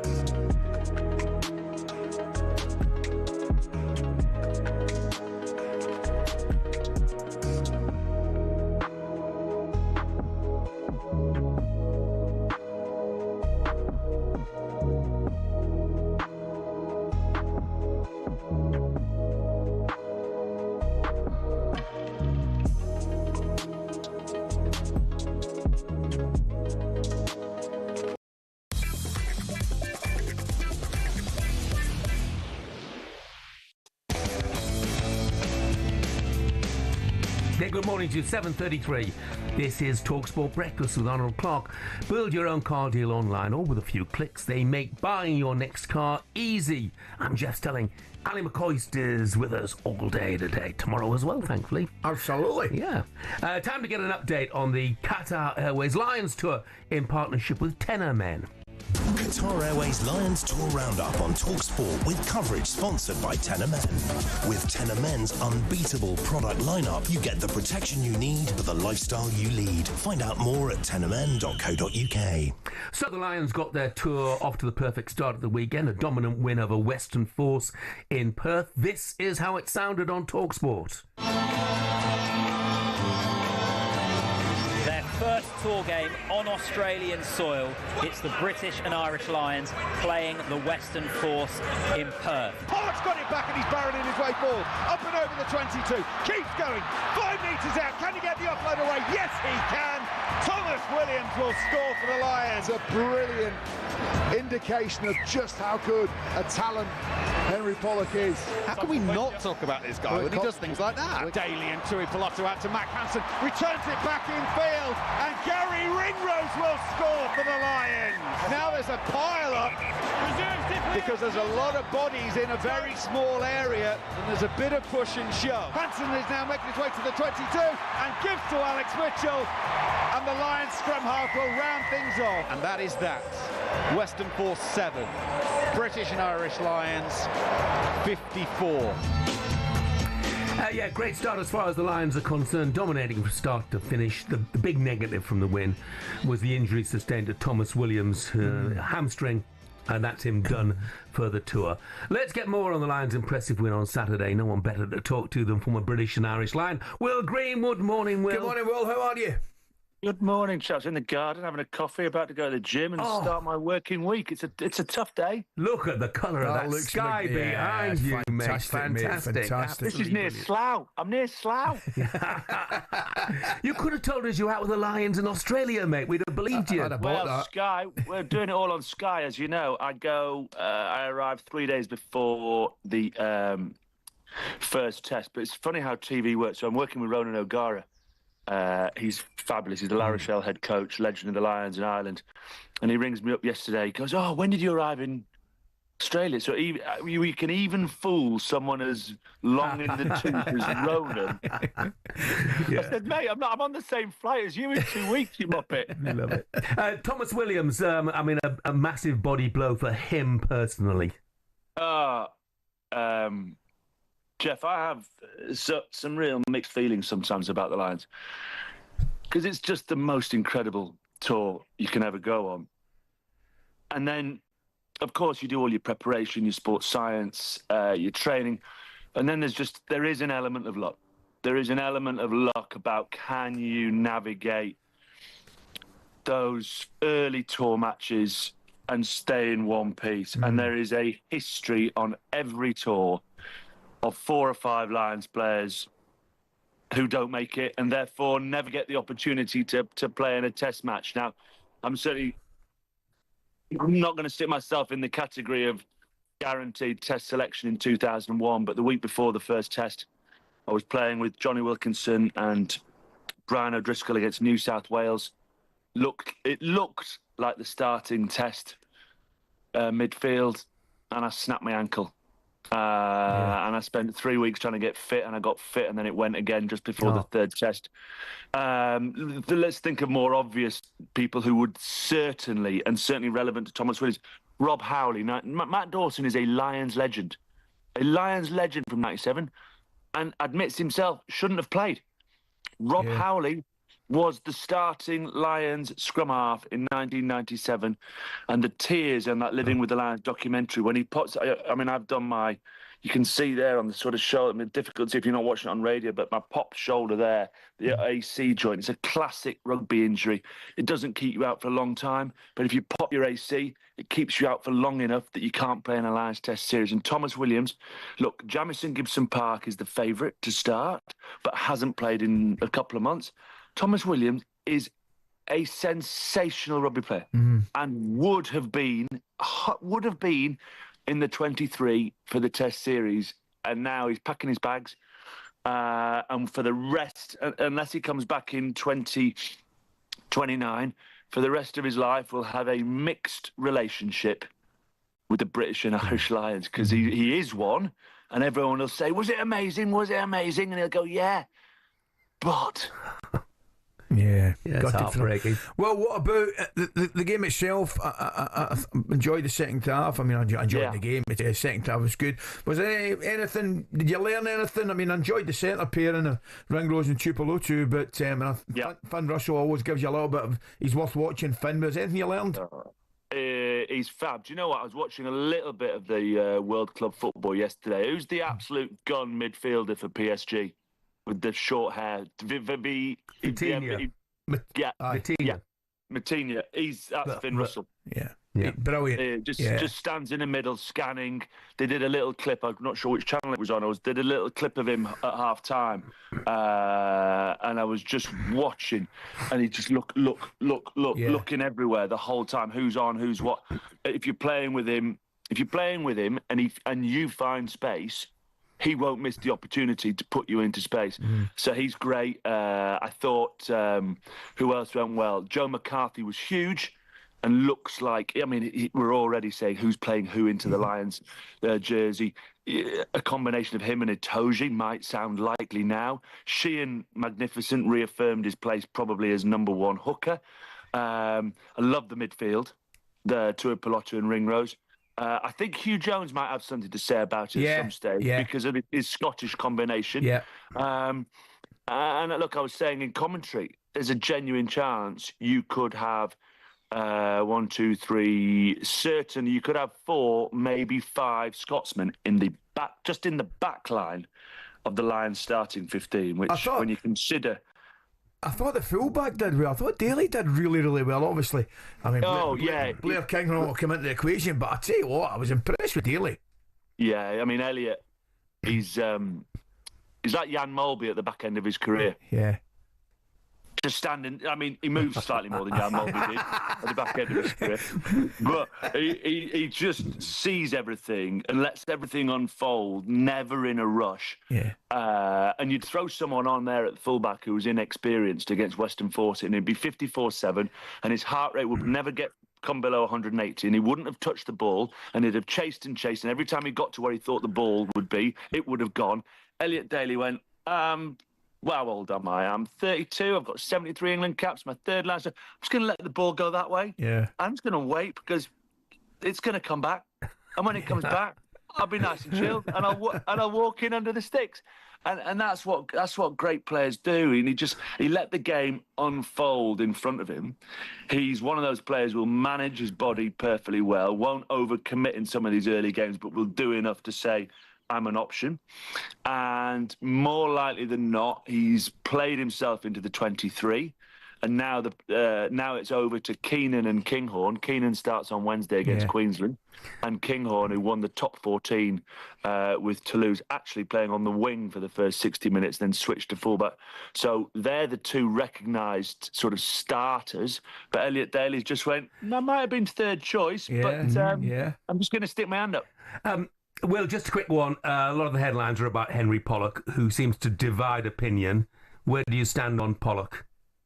Opinion's great, right? We want people having opinion. It's out there. I interviewed him a couple of weeks ago for the Telegraph. And weirdly enough, he was at Stowe School and his housemaster was my fly half at university. So got some inside track on his character. He's always been like this. He's the Duracell bunny. He's always up. He's always on. I lived, and another fellow Lion was Austin Healy, very similar. Always things going on around him. Fabulous player. The important thing for Henry is backing it up with what he's doing on the field. Energy, pace, tempo. I mean, it was a perfect game for him, Western Force. A smaller, in terms of physical size, of the Australian states. The question mark will be if you come up against a Valentini and Tupou and a Will Skelton, can he? But why can't he? So that's the question Farrell will have to decide. Van der Fleer was excellent. Conan's your out-and-out 8, although Henry played 8 this weekend. Tom Curry's in the form of his life. Chesham and Byrne may play 6 for a line-out option, which would give Itoje. So what he's done is he's put himself in the mix. He'll keep being yampy. Certain players are always yampy. I mean, Ali, you tell me. Sounds a bit like Jimmy Bullard. Tell me the player in your. Tell me the player in your generation who every opponent wanted to smack, and then when you play with him, you go, "Oh, actually, he's awesome." So who was it? There's millions of them, but you're right. I mean, Souness springs to mind immediately, Will, to be honest with you. Yeah, and Souness was starting a scrap, wasn't he? He's sticking flags in stadiums going, we're having it. So Henry's right in that mix. And look, it's amazing that he first of all, he got on the tour after one cap. He's going to learn so much. He'll come back to... Look, all these players will go back to their... It's why a lot of the international coaches, Gregor Townsend, Andy Farrell, we're still waiting to see who the Welsh coach is, but Steve Borthwick want as many of their players playing Lions rugby because you're learning so much from the best of the best. And they'll come back to England, Wales, Ireland, Scotland in November, and they'll be 20% better. So it's... and Henry's just another example of that. He certainly makes headlines. Brilliant. Will, thank you very much indeed. I tell you what, Slough has never looked better, mate. Never looked better. Dude, SL1, it's the place to be, man. Thanks, Will. Well done, mate. And that was thanks to Tenor Men. Qatar Airways Lions Tour Roundup on talkSPORT with coverage sponsored by Tenor Men. With Tenor Men's unbeatable product lineup, you get the protection you need for the lifestyle you lead. Find out more at tenormen.co.uk. Jeff, just a quick one. I need to correct myself quickly. Go on. Gattuso's in before Souness. Gattuso, yeah. Gattuso's in before Souness. Brilliant. Gattuso and Joe Jordan. Whoa. One of the great clashes of all time. Greeno, the post, he's been on. He says, morning, boys. Nice to see the top dogs back on the radio. Thank you, Greeno. Don't forget, Jeff, the sun is out. Get those socks and sliders out. and Griff from Kings Lynn has sent us his top 3 for Glastonbury. David Bowie, The Jam, and Elvis. Job done. Thank you, Griff. I do see a couple of issues there. I tell you, I don't mind it though. No, I know, but I was thinking of people who are living, and you know. Anyway, if you've got a top three for Glastonbury, let us know. We'd love to hear from you. Coming up, we turn our attention to the transfer market and ask the question: could Dominic Calvert-Lewin's future be at Celtic?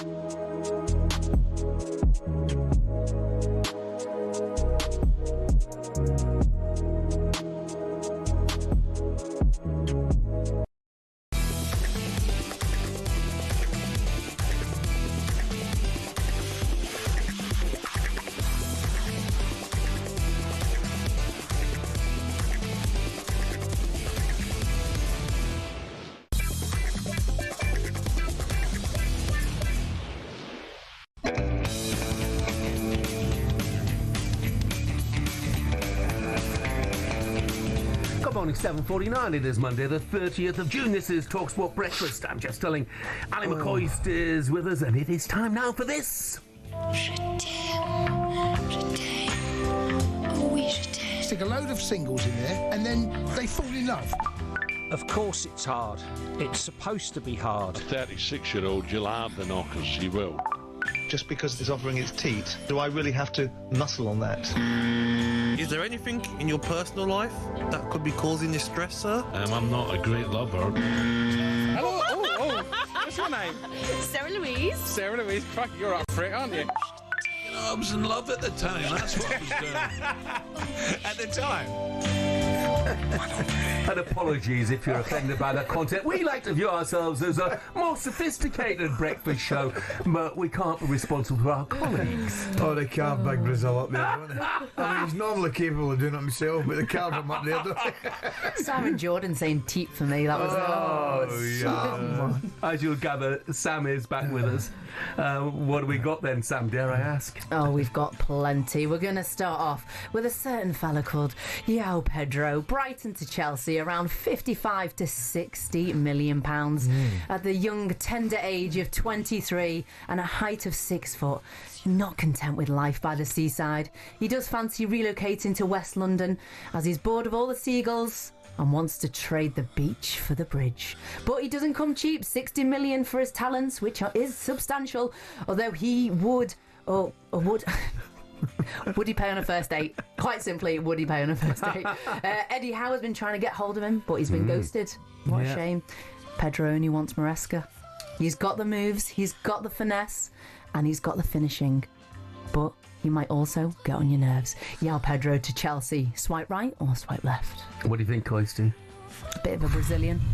Do you know something? Oh, hold on a minute. Just remind me. Left you don't want him. Right you do. How do you know, Jeff? Just in case anybody's listening. Right, so... I'm swiping left. You are. I know, just because I'm not convinced. I mean, it's not giving me the wow. It's not giving me wow. There's a man that's going to win a title for Chelsea. There's a man that's going to take Chelsea to the next level. And it's hard for me because I don't know. The jury's out. You got to give the guy time. I get all that. So you wouldn't even give him a first date? Give him a chance. He probably should get a first date. Let the guy come to the big city. Come on. Sam, I can tell he's agreed with me. No, you're not looking for somebody for a first date. You're looking for somebody with a long-term relationship. And I would swipe left as well because I don't think that Chelsea need him. He's a good player, but I don't think they need him. Yeah. I think we're both swiping left on that one. We're out of there. Poor guy. Right, next up. You do realise him and I are very hard to please. We don't often swipe right. Right, what about this next one? Right. Yes. I feel sorry for this guy.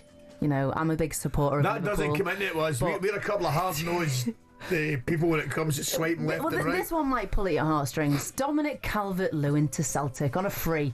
Age 28, could be getting on, but full of experience. 6'2", just finished a long love affair with Everton, but now unstuck from the Toffees. Desperately needs to find fitness and a new love. Word is that he might have his eyes on a new move to Bonnie, Scotland. Your neck of the woods, Ali. Yeah. Brendan Rodgers is fluttering his eyelashes. Oh, hello. And DCL might be DTM. DTM. Try to work that one out. Stay with me. Down. The mines. Is that where he's heading next? Go on, have a guess. What DTM is? Down. No idea. Down. Hold on. Doing the. No.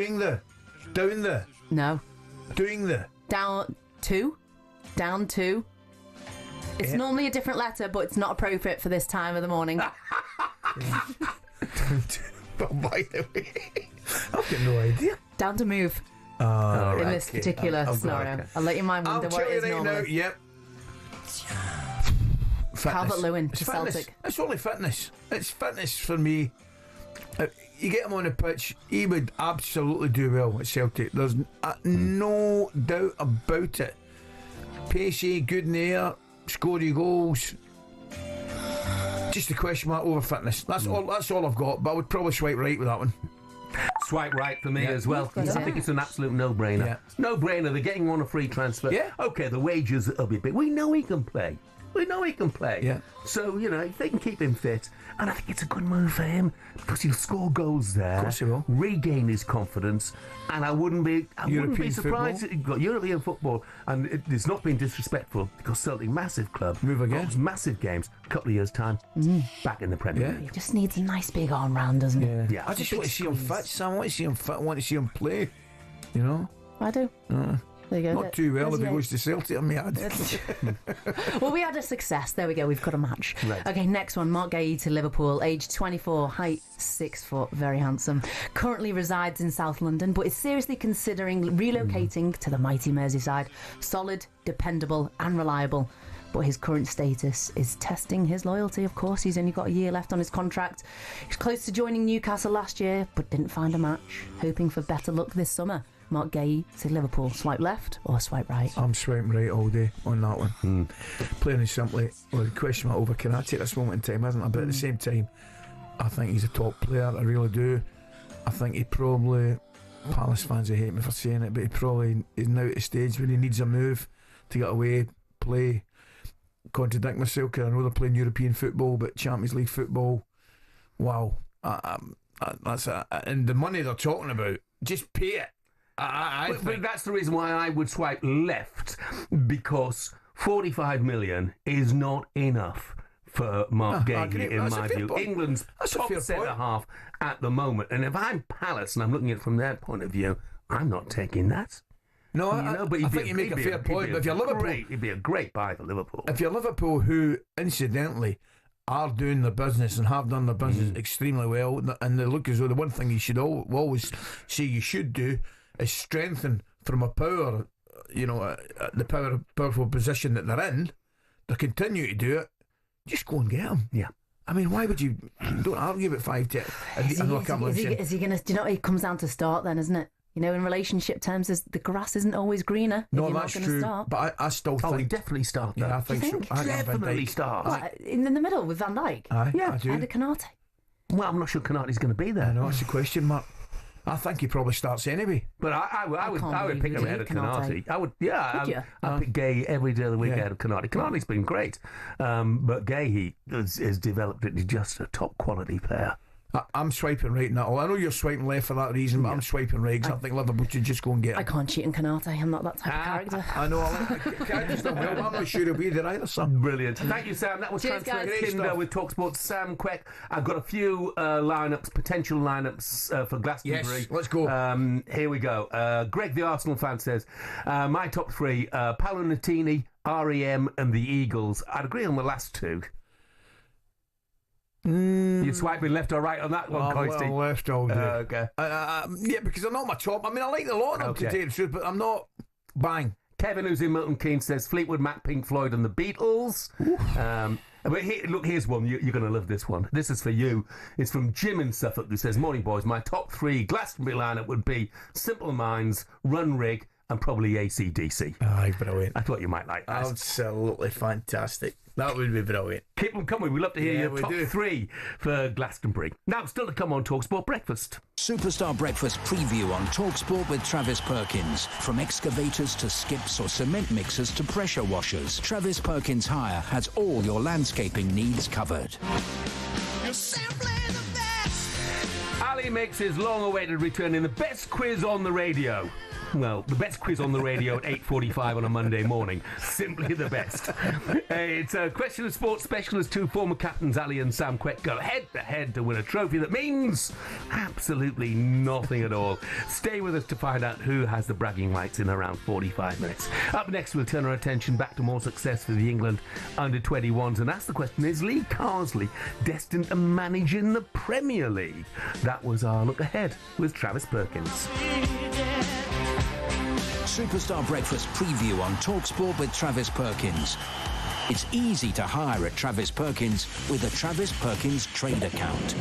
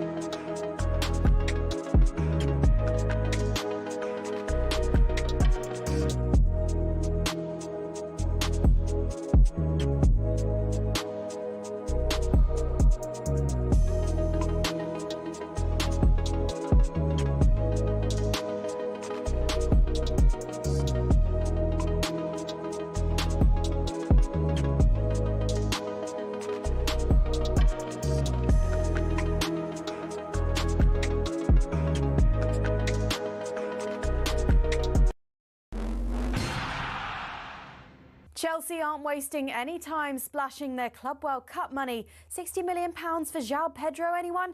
Well, Alan Pardew thinks the Brighton forward is worth the money. João will travel on Tuesday for medical tests and Great contract signing ready for the FIFA Club World Cup. Yeah, I'm a big fan of these. So they've obviously got it in time, and wow, I think that's a first-class player and fit well with all those young players around him. The Newcastle will be absolutely distraught about that. Next up, at the Club World Cup, Man City's chance to get in the quarter-finals against Al Hilal. It's a proper early one, 2 a.m. kickoff on talkSPORT. And do we dare say the old City are back? Well, that's exactly what Scott Minto has said. I thought it would take 6 to 8 months for everyone to gel, the new players, to understand Pep Guardiola's way of playing. And I know that Juventus aren't the Juventus of old, but this was City of 2 years ago. I'm telling you, if they needed to score 7 or 8, they would have done. They were that good. Meanwhile, Conor Benn has vowed to learn the lessons from his loss to Chris Eubank Jr. earlier this year after their rematch was confirmed. talkSPORT's boxing expert Gareth A. Davies reckons they'll fight in the same weight division as last time out. That's almost what made the first fight, that they made Eubank cut to middleweight, and he's in his mid-30s, and they're not going to let him fight Conor Benn at super middleweight. Eddie Hearn wouldn't allow that because he'll be too big on the night. And if he beats Benn, there's the prospect of Saul Canelo Alvarez at some point next year. Elsewhere, a 7-0 win over Jamaica for the Lionesses as they prepare to head to Switzerland. Their Euros title defence kicks off this week, but Serena Wiegmann is keeping level-headed before the tournament. We have a good team and we have many options in the team, and there's a big competition going on for positions, and that I, together with my technical staff, we have decisions to make, but we can also make tactical decisions, and when necessary we know that we have players on the bench and can make a difference. And head coach Andy Farrell has confirmed Wales scrum half Thomas Williams has been ruled out of the Lions tour. He picked up a hamstring injury against Western Force on Saturday. There's more on all those stories at talksport.com.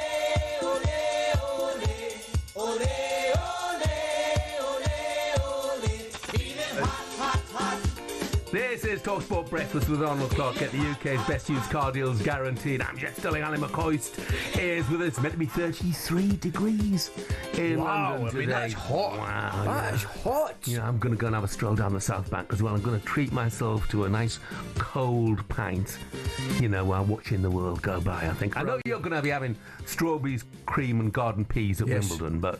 I'm kind of disappointed there's no avocado down there for me to one of the big draws. I'm a big fan. I'm a big fan of the avocado. We're getting some great Glastonbury top 3 lineups, by the way. Lee, the Gooner in Southampton, says Thin Lizzy, The Jam and The Clash, which is... That's sensational. I've had one for Big Ribs here. This might be right up your street. His 3 Big Ribs for Glastonbury: Rory Gallagher, Bad Company and The Who. I wouldn't mind some of that, you know. Can't get enough of your love. This is more up my street, I'll be brutally honest with you. Steve from Barnsley, Glastonbury top 3, Dire Straits, The Stones, and Creedence Clearwater Revival. I love. That's what I'm listening to right now. Yeah. John Fogerty and Creedence Clearwater Revival. That's what I'm listening to right now in the car. Brilliant. Love it. You know, I mean, everybody remembers Bad Moon Rising and Green River, but there were so many of them, you know. I mean, if you Run Through the Jungle. Brilliant. The best of's unbelievable. It's fantastic. Oh, there are millions of these now. Look, Steve says top 3 for Glastonbury: Led Zeppelin, Pink Floyd, and finish with Cundy and Goldstein singing Diamond Lights on loop to clear the stadium. Thank you very much indeed, Steve. That's absolutely brilliant. Excellent. Absolutely brilliant. England have done it again. We are talking, of course, the European under-21 champions. Back to Morton, who delivers a great cross. Header in! John Rowe off the bench to score for England. It's England 3, Germany 2. Early in extra time. What an impact. It is history for England's under-21s. A 4th European Championship title, and they are the first team ever to win it back-to-back. Each and every player in this squad deserved this, and I'm thrilled to bits for them all. 1982, 84, 2023, and now 2025. England's young guns are kings of Europe again. The ticker tape goes off. McAtee hoists the trophy high up into the air. The England players jumping up and down in delight. Yeah, and of course those last 2 victories both under the guidance of Lee Carsley. What a job he has done. Excellent. Absolutely brilliant. I don't know him, but very, very pleased for him. So am I. Now, after the final, Lee Carsley spoke about the recent success of all the England youth teams, but insisted it's all about winning now at senior level. I think with the DNA, the DNA is a brilliant document, but you have to live it. You know, you have to believe in it. You have to make sure that we're putting the right players in the right camps from under 15s right the way through to the senior team, and it's a great document that we often refer to, and it's shown that we are capable of winning at this level in terms of 17s, 19s, and 21s, and what we can't forget is that we're here to support the senior team. That's our main goal, is to push players through to the seniors and hopefully win a World Cup or European Championships. Really, really interesting. Now, let's get a view on this from former England under-21 manager and someone who will have definitely enjoyed Charlie XCX at Glastonbury. Stuart Pearce. Morning, Piercy. Piercy, how are you, mate? Morning, gents. All well, thanks. Good. Hey, I was interested, Lee Carsley there. Do you feel that we're getting to the stage now where there is a more natural progression from the under-21s to the senior team, maybe for the likes of Livramento and Elliott, Quansah, Cresswell, I don't know who else. Yeah, quite a few of them. Yeah, I think with the education that these players have had in the academy system, you can tell they're comfortable dealing with the ball. I tell you what was brilliant, the way they can wrestle momentum away from the opposition by starving them at possession, which we couldn't do many years ago. We can now. And I think Carl's performance over the last 2 years, winning both trophies, he stepped into the seniors and filled the breach there. He's lost key players just before the tournament and made no fuss about it. I think his managerial performance and his substitutes he made, everything, has been as good a managerial performance, and Ashley Cole, obviously part of his backroom staff, has been a good managerial performance that I've seen from any manager over the last couple of years. That's my opinion on what he's done. Pierce, what I just said to Jeff earlier on this, I really enjoyed the tournament. Great performance for England. Congratulations to them. Alexa, we're looking at boys like Elliott, McAtee. You mentioned Quansah there. Is there a stage now? We were thinking where they really, really have to be playing first team football. They need to be playing first team football for themselves. And is going abroad now becoming an equally more attractive option than it used to be a few years ago? And look at the success, for example, in McTominay, Harry Kane obviously is another one, Billy Gilmore. Is that becoming another kind of avenue that perhaps, I wouldn't say it was never closed as such, but it certainly looked more lucrative. Ali, only the best of the best got to go abroad yesteryear. You know, in my era, it was Ince, it was Gascoigne, it was Rush, it was people like that, the cream of the crop. Now I think a lot more players get the opportunity to go abroad. And I think it's one of those things that will unlock the key to success for the England national team, having more players playing abroad. I think it will give them a better worldly sort of view of the world. I think their footballing improved for it, and every time I see a player going abroad, I think that's good for the English national team personally, in the British setup. Stuart, obviously Thomas Tuchel was there, flew back from the States to watch this performance. I'm going to put you on the spot. Who would he have been looking at, and who would he have been impressed by sufficiently for them to be contenders to be in the squad for the next World Cup? Well, I'm probably better off answering that by telling you who I was impressed with. Okay. I thought Anderson was outstanding in midfield. His pairing with Scott was very good over the tournament. The two centre-halves, I think at England's senior level, the central defence area is an area where it's up for grabs, if you like. And I thought Quansah and Creswell played every game, and they're outstanding. I thought Hutchinson and Elliott at the front end of the team were magnificent. Like, those two really impressed me, especially Hutchinson. I've not seen a deal of him beforehand. He really impressed me. But I think Elliott was arguably the player of the tournament for England, and what I saw with his goals and how he knitted things together. And if he gets a move to play more regularly, he's definitely one that needs to play more regularly. I think Jurgen Klopp's parting gesture when he left Liverpool was, I probably needed to play Harvey Elliott a little bit more, you know, and you can see why this summer. Piercy, I'm kicking the ball right into touch, and I probably missed last weekend my opportunity to witness my top three at a gig, right? When I missed the gig in Glasgow, the Punk Fest in Glasgow, with my inability to walk after that cycle. I couldn't move. But what would your top three Glastonbury lineup be? This is what the nation wants to know, mate. Right, here we go. Well, firstly, I rung you the day after the gig just to see whether you'd gone. I thought it's a definite you've gone. Yeah. And not only did you tell me no, you've also hit me for a ton for the charity as well, which really hurt. But because it was MND, I swallowed that, you know what I mean, and broke into the wallet. Right, so here we go. For me, the top three would be Stranglers, Sex Pistols, and a reformed and regurgitated Joe Strummer in the Clash. You would have to be at that concert. There is no doubt you Piercy, would. I've thrown my hands up in the air in admiration. It's my 3-2, mate. Great. Beautiful. And you two would be the only ones there. You'll be surprised.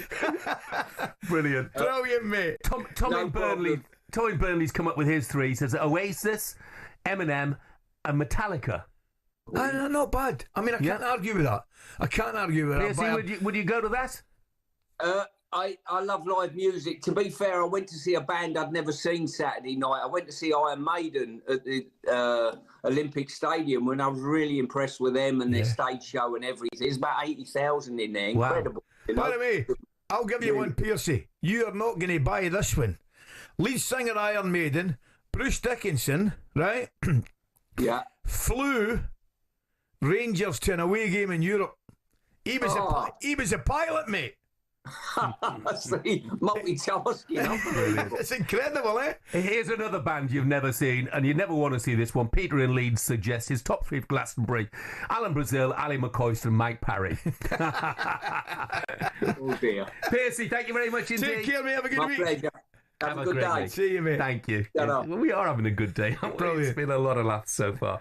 We're going to stay with Glastonbury when we come back. After Ali's rant about Charlie XCX stealing Neil Young's crowd, we're going to try and educate him a bit. Apparently, the Sun, I don't believe this. I just don't believe this. The Sun has labelled her as the star of Glastonbury. I'm not having that. That's next.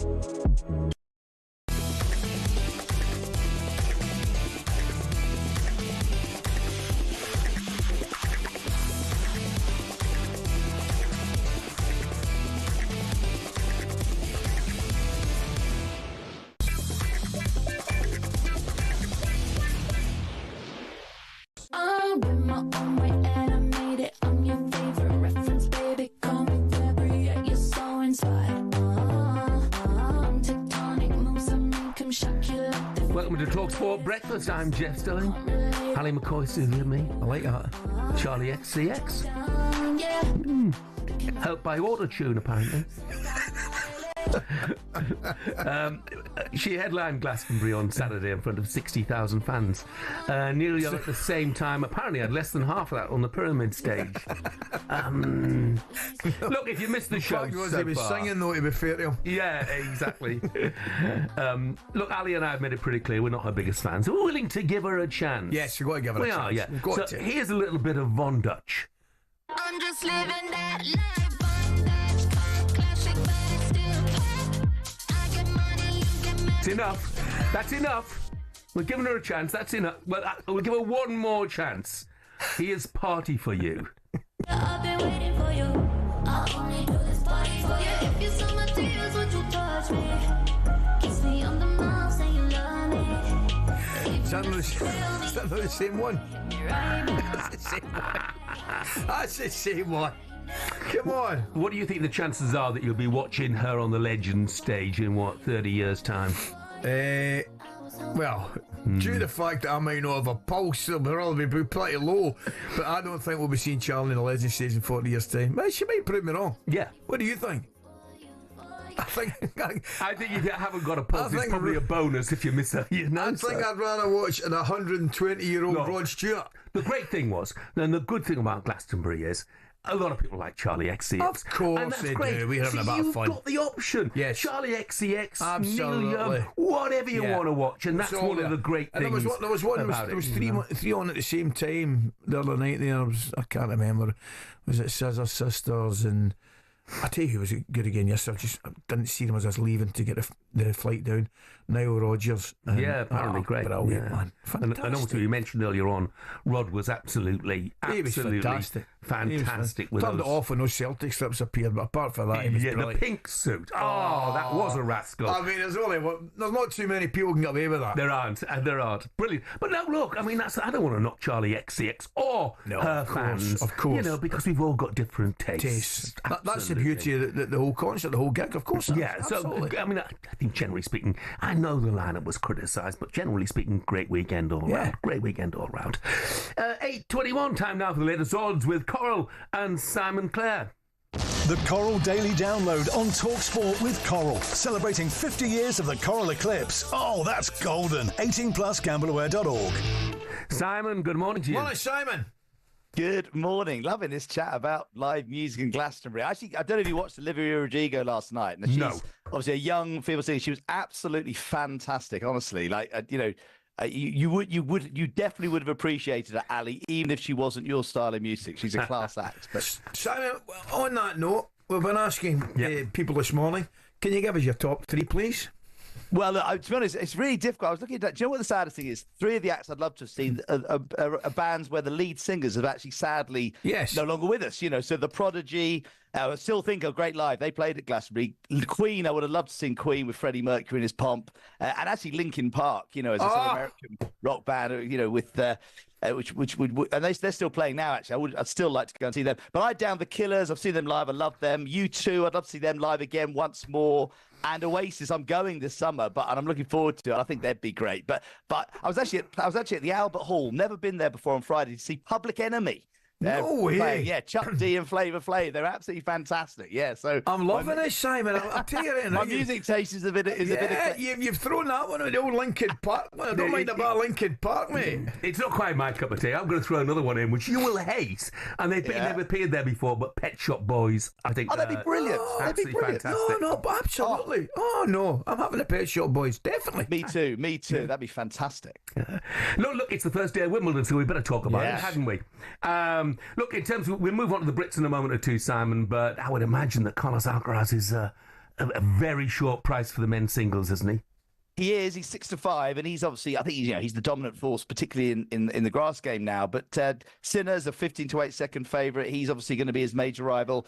Novak Djokovic still just 13-2 in the betting, which just still shows the respect for that, hugely successful tennis player. And what's quite encouraging for British interest is that Draper is the full favourite, albeit at 16-1. He played brilliantly at Queen's, just came up short, but he was struggling a little bit, wasn't he, with tonsillitis. Hopefully he's fully fit, and it's not inconceivable that, I mean, he's a good player as well. I've watched him plenty in the last year. I think he's got a real good chance of getting deep into the second week, which is what I think the media and British fans would love to see. But you're right, Jeff. Alcaraz is the heavy favourite. It's a funny one, that, Simon. I'm going to make the point to you because obviously when we had the great area with the Federers and Djokovic and Nadal and Andy Murray, you'd have a favourite, but there wouldn't be that much of a gap maybe to second, third and fourth favourites. Now that the four of them, I know Djokovic is still there, but he's drifting for obvious reasons. I would have expected the betting to be a lot tighter between maybe 3, 4, 5. But you've got 1 and 2, and then there's a massive kind of gap to Djokovic, and then, as you say, Draper at 16. That surprises me. Is that down to the... Would you suggest that is down to the surface, or down to the lack of real talent now challenging the top two? Yeah, so I think what's happened is you've just had a slight changing of the guard, and which is encouraging in a way. I mean, Alcaraz and Sinner are two already starting to put formidable tennis players. Well, the French Open was unbelievable, Simon, wasn't it? Let's be honest about it. Exactly. And so, I mean, the trouble is we're all been spoilt by this incredible era we've witnessed. And who's to say that in 10, 15 years' time, it won't be Alcaraz and Sinner that we're talking about as the great two. So, but you're right. I know what you mean. Alcaraz is so exciting to watch. I mean, it's brilliant to have him coming along, given the exit of the likes of Federer and Nadal. Yeah. I mean, also, he's got a dream draw. He's in one half of the draw. Sinner, Djokovic, Draper, all in the other half of the draw. It's a real tough run for Jack Draper. In terms of the women, of course, I hate to say it, all eyes from a British point of view on Emma Raducanu again, and I feel for her because there's so much pressure on her. How far could you see her going? I mean, she'd be a massive, massive prize to win the thing. Yeah, she's a huge prize to win. I mean, she's got an encouraging first round draw in the sense that she's 2-15 to beat Ming Zhu. In terms of her outright price, I think she's about 100-1 chance. I'll check now, but I mean, but you're right. She is the British player that all eyes are on.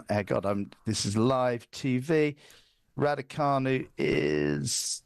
Yeah, she's 100-1 to win the Wimbledon. So yeah, huge price. I mean, she's in action today. So is Katie Bolter, the other British big hope. She's 11-8 against Badoza, and they're probably the two women who are sort of leading the line for the British ladies. And then the Cameron Norrie's in a cracking match against Batusta Agu.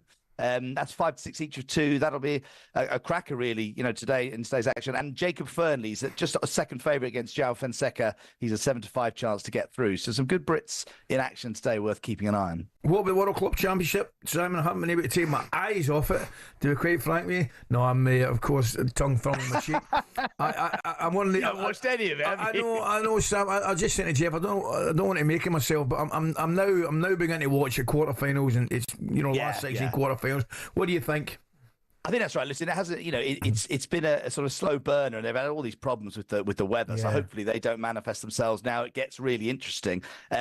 I haven't watched much of it, but I know PSG Bayern later in the week is going to be an absolute corker. That'll be a big match to watch. We've got Inter Milan against Fluminense today. First time these huge clubs have ever played against each other. Fluminense is a huge heritage club from Brazil. Obviously, Inter Milan need no introduction. We make Inter Milan 4-6 favourites, 5-2 the draw, 9-2 Fluminense. They had a 0-0 draw against Dortmund. They're a strong Brazilian side. It should be an entertaining game. That's the one feature. All the South American sides have been entertaining to watch, and plenty of heat in the games as well, which is always good fun. So that should be a corker. Inter Milan are 16s to win the Champions League. Sorry, the Champions League, the Club World Cup, and it's 11-4 joint favourite City and PSG with Real Madrid and Bayern at 11-2. So very much a European feel at the top of the market. But I think it does get interesting now, Ali. So we can, if we can get ourselves out of the heat we're going to experience this week, we can watch a bit of football in the evenings. Yeah, and I think that games like that, actually, the one you were talking about there, Sam, they're the only real interest for me is when a European giant comes up against a South American giant, because you're not used to seeing them go head to head. Simon, thank you very much. Thanks, indeed. Simon. Have a good week, mate. Thanks, guys.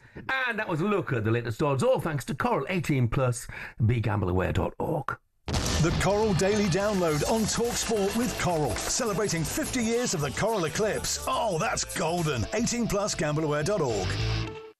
I'm laughing here. This is a classic. Fletch's, my good mate Fletch's on. Darren's been on. His top three. Not a bad top three, I've got to say. Oasis, U2 and the Rolling Stones.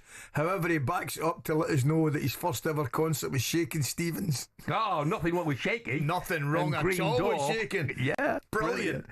Sean in Colchester, he's a bit of a cynic. Top three this weekend at Glastonbury: auto-tune, miming, and songs written by somebody else. Look, it's a lovely sunny day, Sean. Get out there and enjoy your life. Coming up, the rematch for Conor Benn and Chris Eubank's been announced. Should it have been left as a great fight, which is done? We'll discuss that next.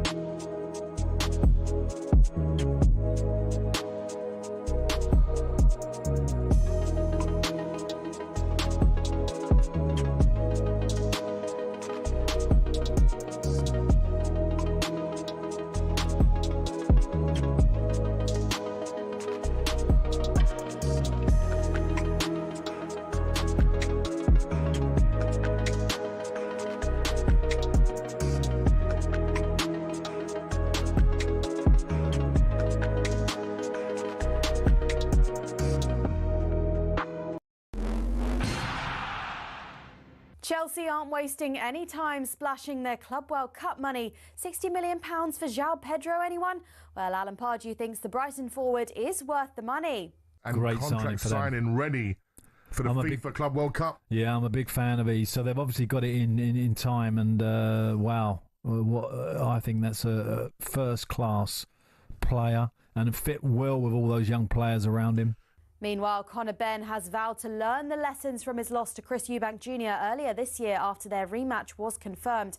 talkSPORT's boxing expert Gareth A. Davies reckons they'll fight in the same weight division as last time out. That's almost what made the first fight, that they made Eubank cut to middleweight, and he's in his mid-30s, and they're not going to let him fight Conor Benn at super middleweight. Eddie Hearn wouldn't allow that because he'll be too big. Elsewhere, a 7-0 win over Jamaica for the Lionesses as they prepare to head to Switzerland. Their Euros title defence kicks off this week, but Serena Wiegmann is keeping level-headed before the tournament. We have a good team and we have many options in the team, and there's a big competition going on for positions, and that I, together with my technical staff, we have decisions to make. And head coach Andy Farrell has confirmed Wales scrum half Thomas Williams has been ruled out of the Lions tour. He picked up a hamstring injury against Western Force on Saturday. There's more on all those stories at talksport.com.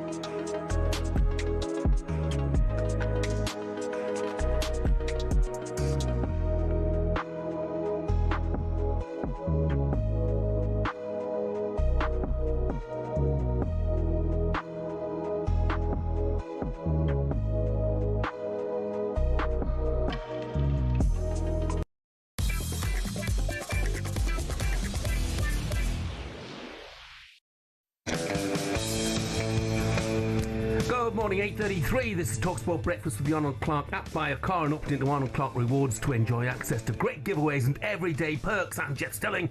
Ally McCoist is with me. We're asking for your top 3 Glastonbury acts who you'd like to see. Dan, the Spurs fan, regular contributor as well.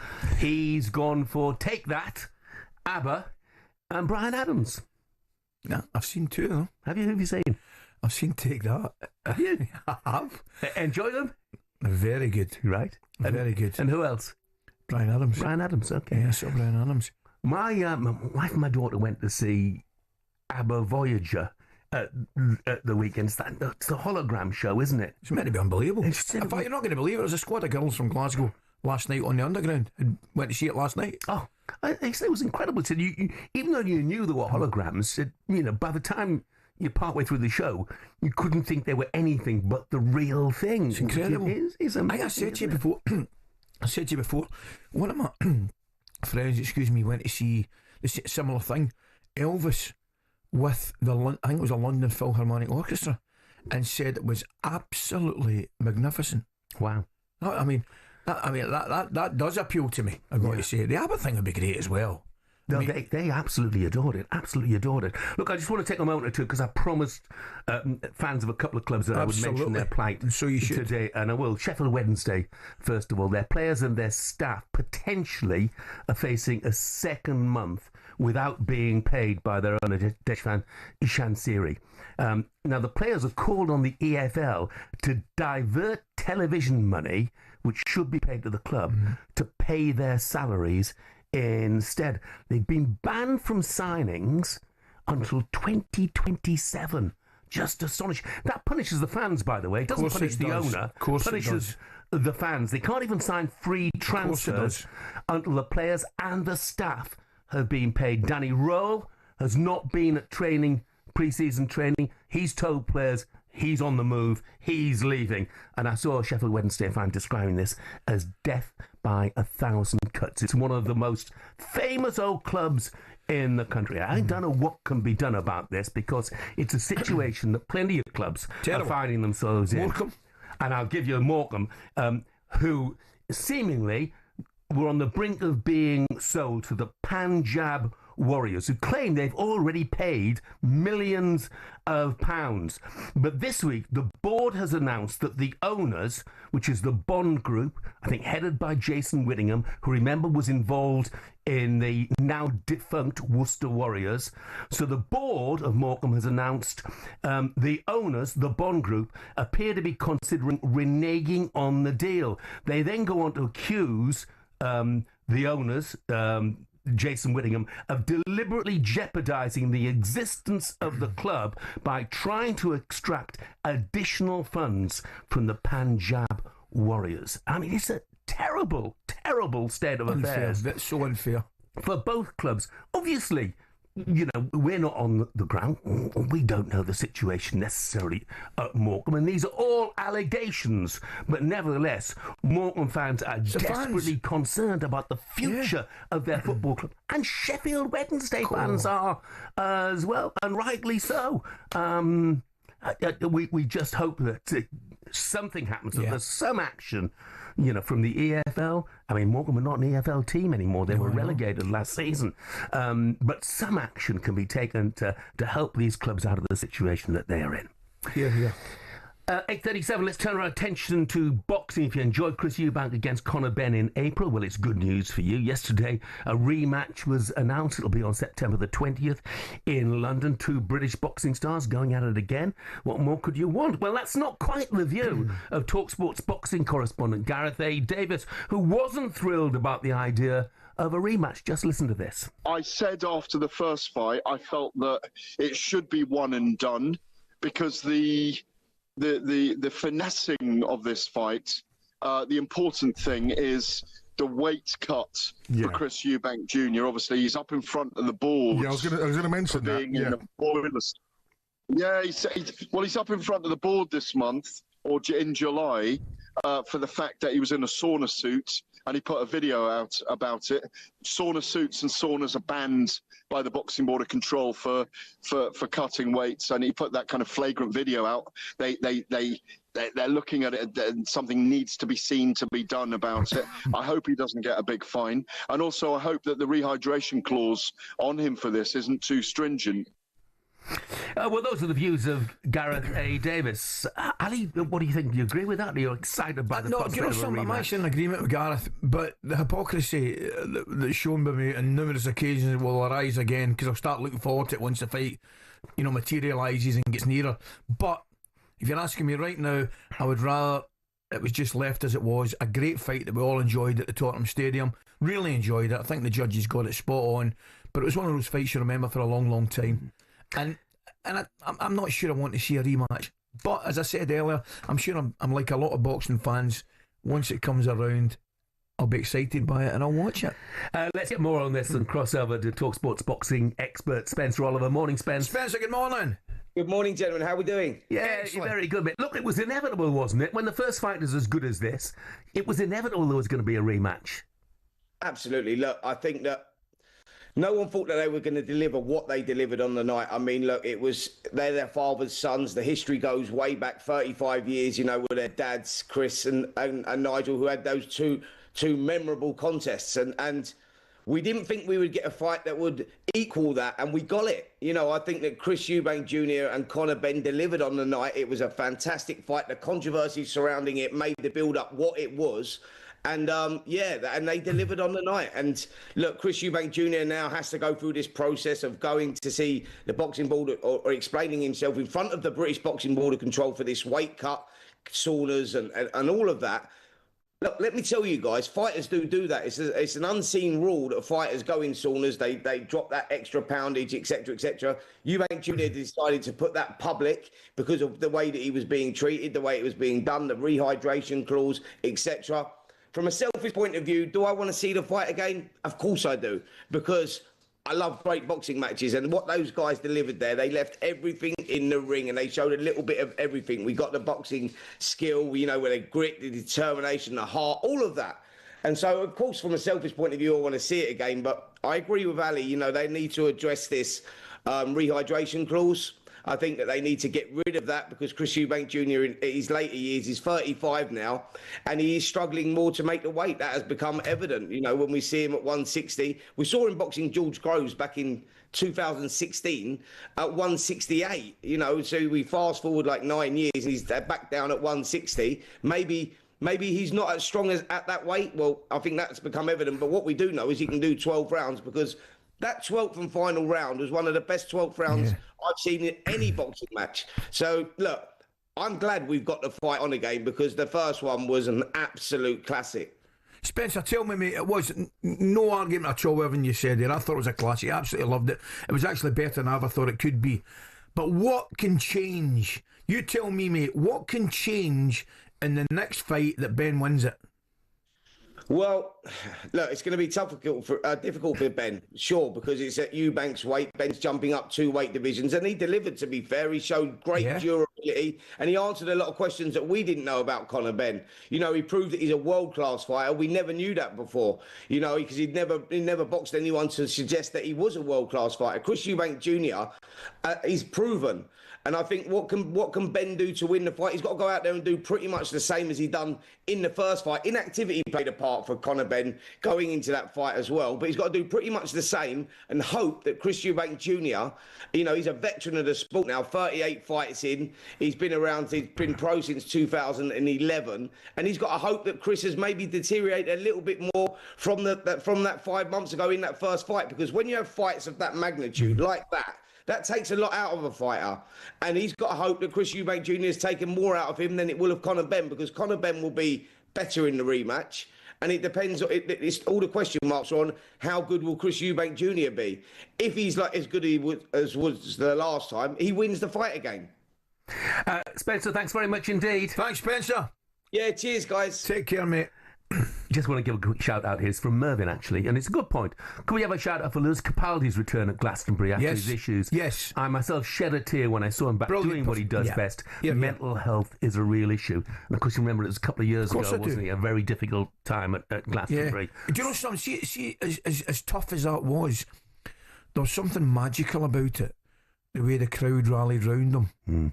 And kind of you saw what was happening and felt for him and rallied round him and see that. And absolutely well worth a mention, the fact they came back and just brilliant to see him back. What a voice the boy has. The boy's magic. He's got a wee wicked sense of humour as well. I like him a lot. Love it. Well done to Lewis Capaldi. Right, let's take a look ahead to the next hour of the show with Benchmarks. Superstar Breakfast preview on talkSPORT with Benchmarks Kitchens and Joinery. Get trade prices on kitchens to suit all styles and budgets at Benchmarks. As we celebrate day one of Wimbledon, legendary tennis broadcaster Sue Barker will join us to preview the tournament and tell us if any British players can go all the way this year. We'll also cross live to the queue as thousands line up on the opening day. And Ali makes his return on the best quiz on radio, simply the best, from 8:45. Don't miss it. He takes another former Question of Sport captain, Sam Quek. I've seen the questions as well. This is going to be different. That was our breakfast preview with Benchmarks. Superstar Breakfast preview on talkSPORT with Benchmarks Kitchens and Joinery. All our Benchmarks kitchen doors come with a 5-year guarantee. Terms and conditions apply.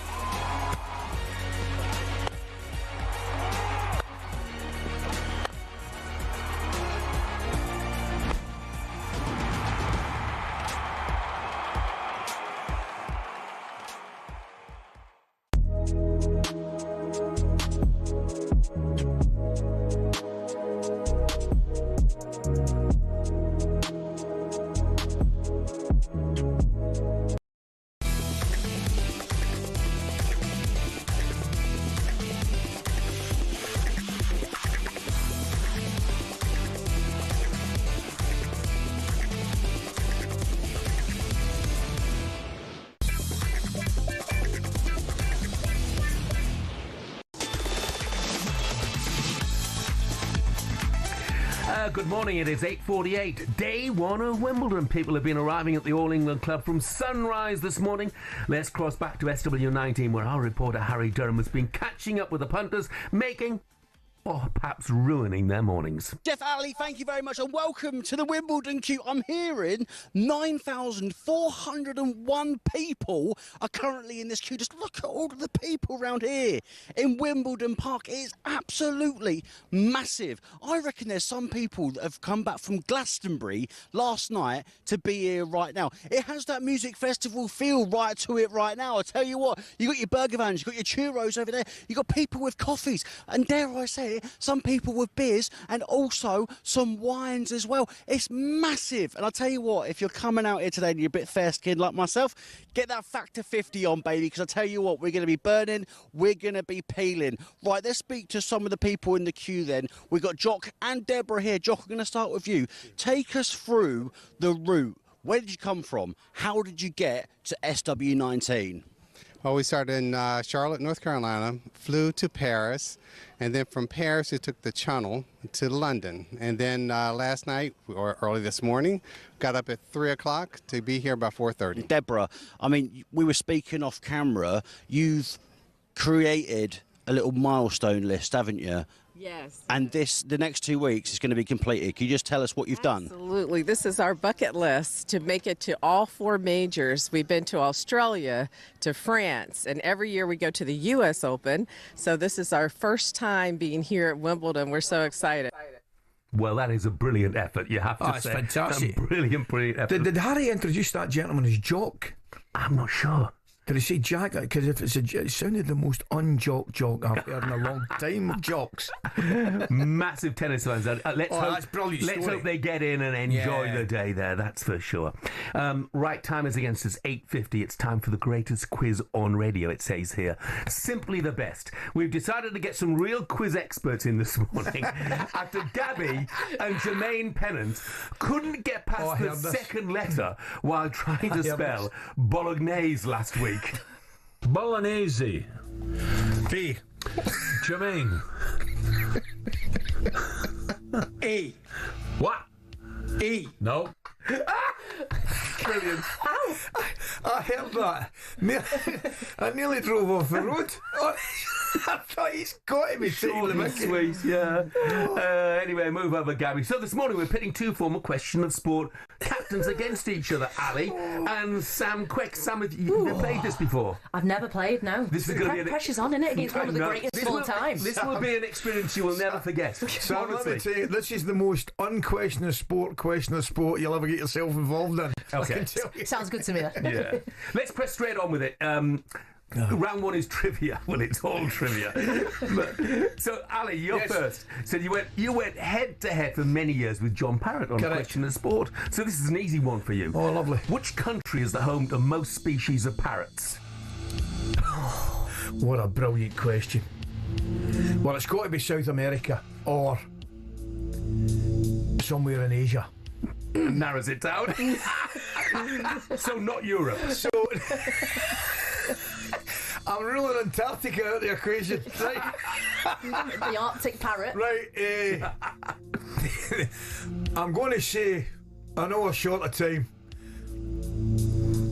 I think it might be South America, but I'm going to say Indonesia.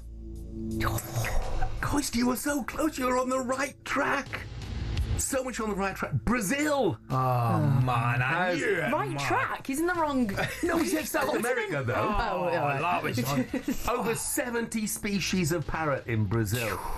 So Sam, one was enough for me. Sam, your fellow Question of Sport host was Hugo Monye. He represented England for 4 years in rugby union. So I want to know, which county is the town of Rugby in? Oh, hang on. We go on the train, don't you? Yeah. Up that line. Is it by Milton Keynes? What county? I'm going to go for... Quick. Berkshire. Or as we call it down here, Berkshire. Berkshire. I've got no idea, but I know it's up that kind of... That way? Nuneaton. Stafford. Northamptonshire. It is up Nuneaton way, but it's not Northamptonshire. Warwickshire. Warwickshire. Right. This is going well. Well, this is going well. 0-0 at the end of the first round. Round 2, finish the lyrics. Oh no, I'm going to get Charlie. It's a Glastonbury special for the pair of you.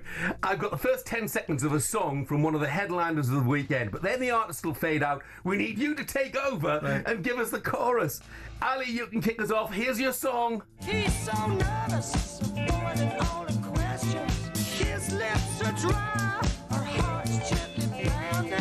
Don't you just know exactly what they're thinking? If you want my body and you think I'm sexy, come on, sugar, let me know. It's good enough. It's good enough. Tell me so rather than let me know. But you're absolutely spot on. Definitely. Full marks, Coisty, for that. Brilliant. Rod would have killed me if I'd got it wrong. Oh, right. Okay, Sam. You're up next. Sing us the chorus as soon as the artist stops singing. Give us a Charlie. Got a reputation for getting the wrong lyrics.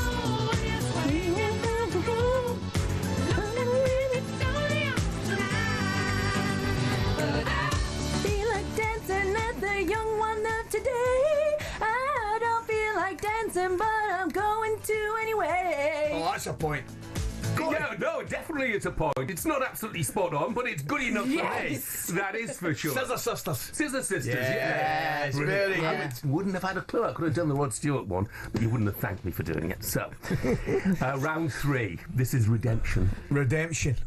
I trawled through the Question Sport archives to find some shocking answers from both of you. Oh, my goodness. But I'm going to give you the chance to redeem yourselves. Oh, okay. Wrong answer's actually pretty hard to come by from both of you.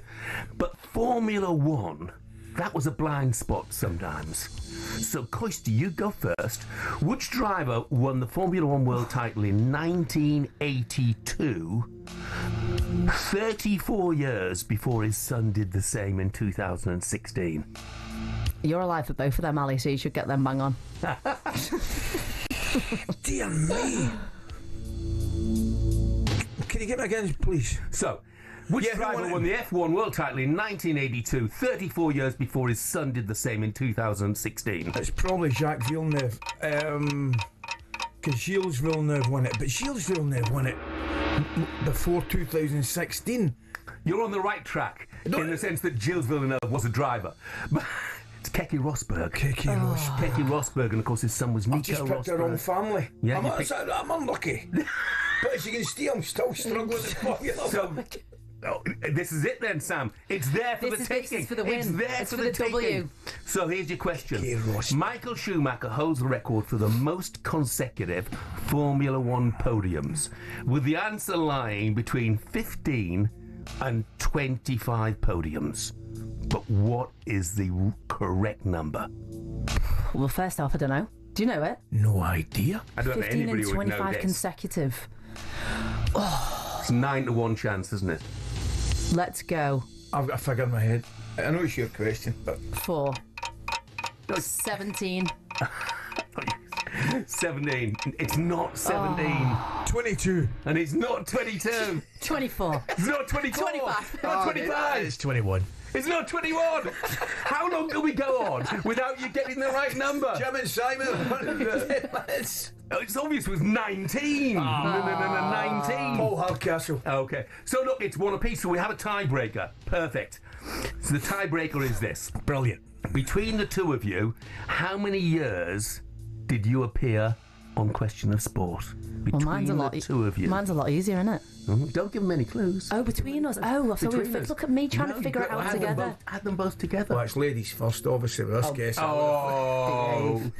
Coisty, you've been first all the time. You should go first. Of course I will. Yeah. How many years? Dear me. 18. 18, Coisty goes for. You're not going to tell us if he's right or not? No, of course I'm not. It's a tiebreaker, so you've got to... Because if it tells you, you would say, that's exactly what I'm saying. Exactly. Yeah. Quiz technique, that. So how many years between you were you on a Question of Sport? What did I say, 18? By the way. 17. Bit of tactical play there, wasn't it? Coisty, you were on the show from 1996 to 2007. 11 years. Sam was on the show from 2021 to 2023, 2 years. Total is 13. Closest and to. So, Well done. Sam, you are the closest. Sam, I declare you Congratulations. the winner, and you are Congratulations. simply the best Thank you. this Well morning. done. I'd like to thank my mum, my dad, and everyone who supported me. I absolutely love the singing, Heroes guys. will cost me. Yeah. Not for the first time that Formula One has cost you. I've told you before, it's not really a sport, is No, it? it's not. We get all sorts of complaints again. We usually do, but everyone knows what I think about it. So brilliant. Enjoy that. It was a lot of fun. Pleasure. Thank you very much. Great stuff, Sam. Congratulations. Thank you very much. Yeah. Hopefully Go easy on a the future rematch. Go easy in the celebration. I will do. Can't guarantee anything, I'm sorry. Unfortunately, we'll be doing it again very soon. Now we turn our attention to the Club World Cup next and the issues facing the World Cup next year.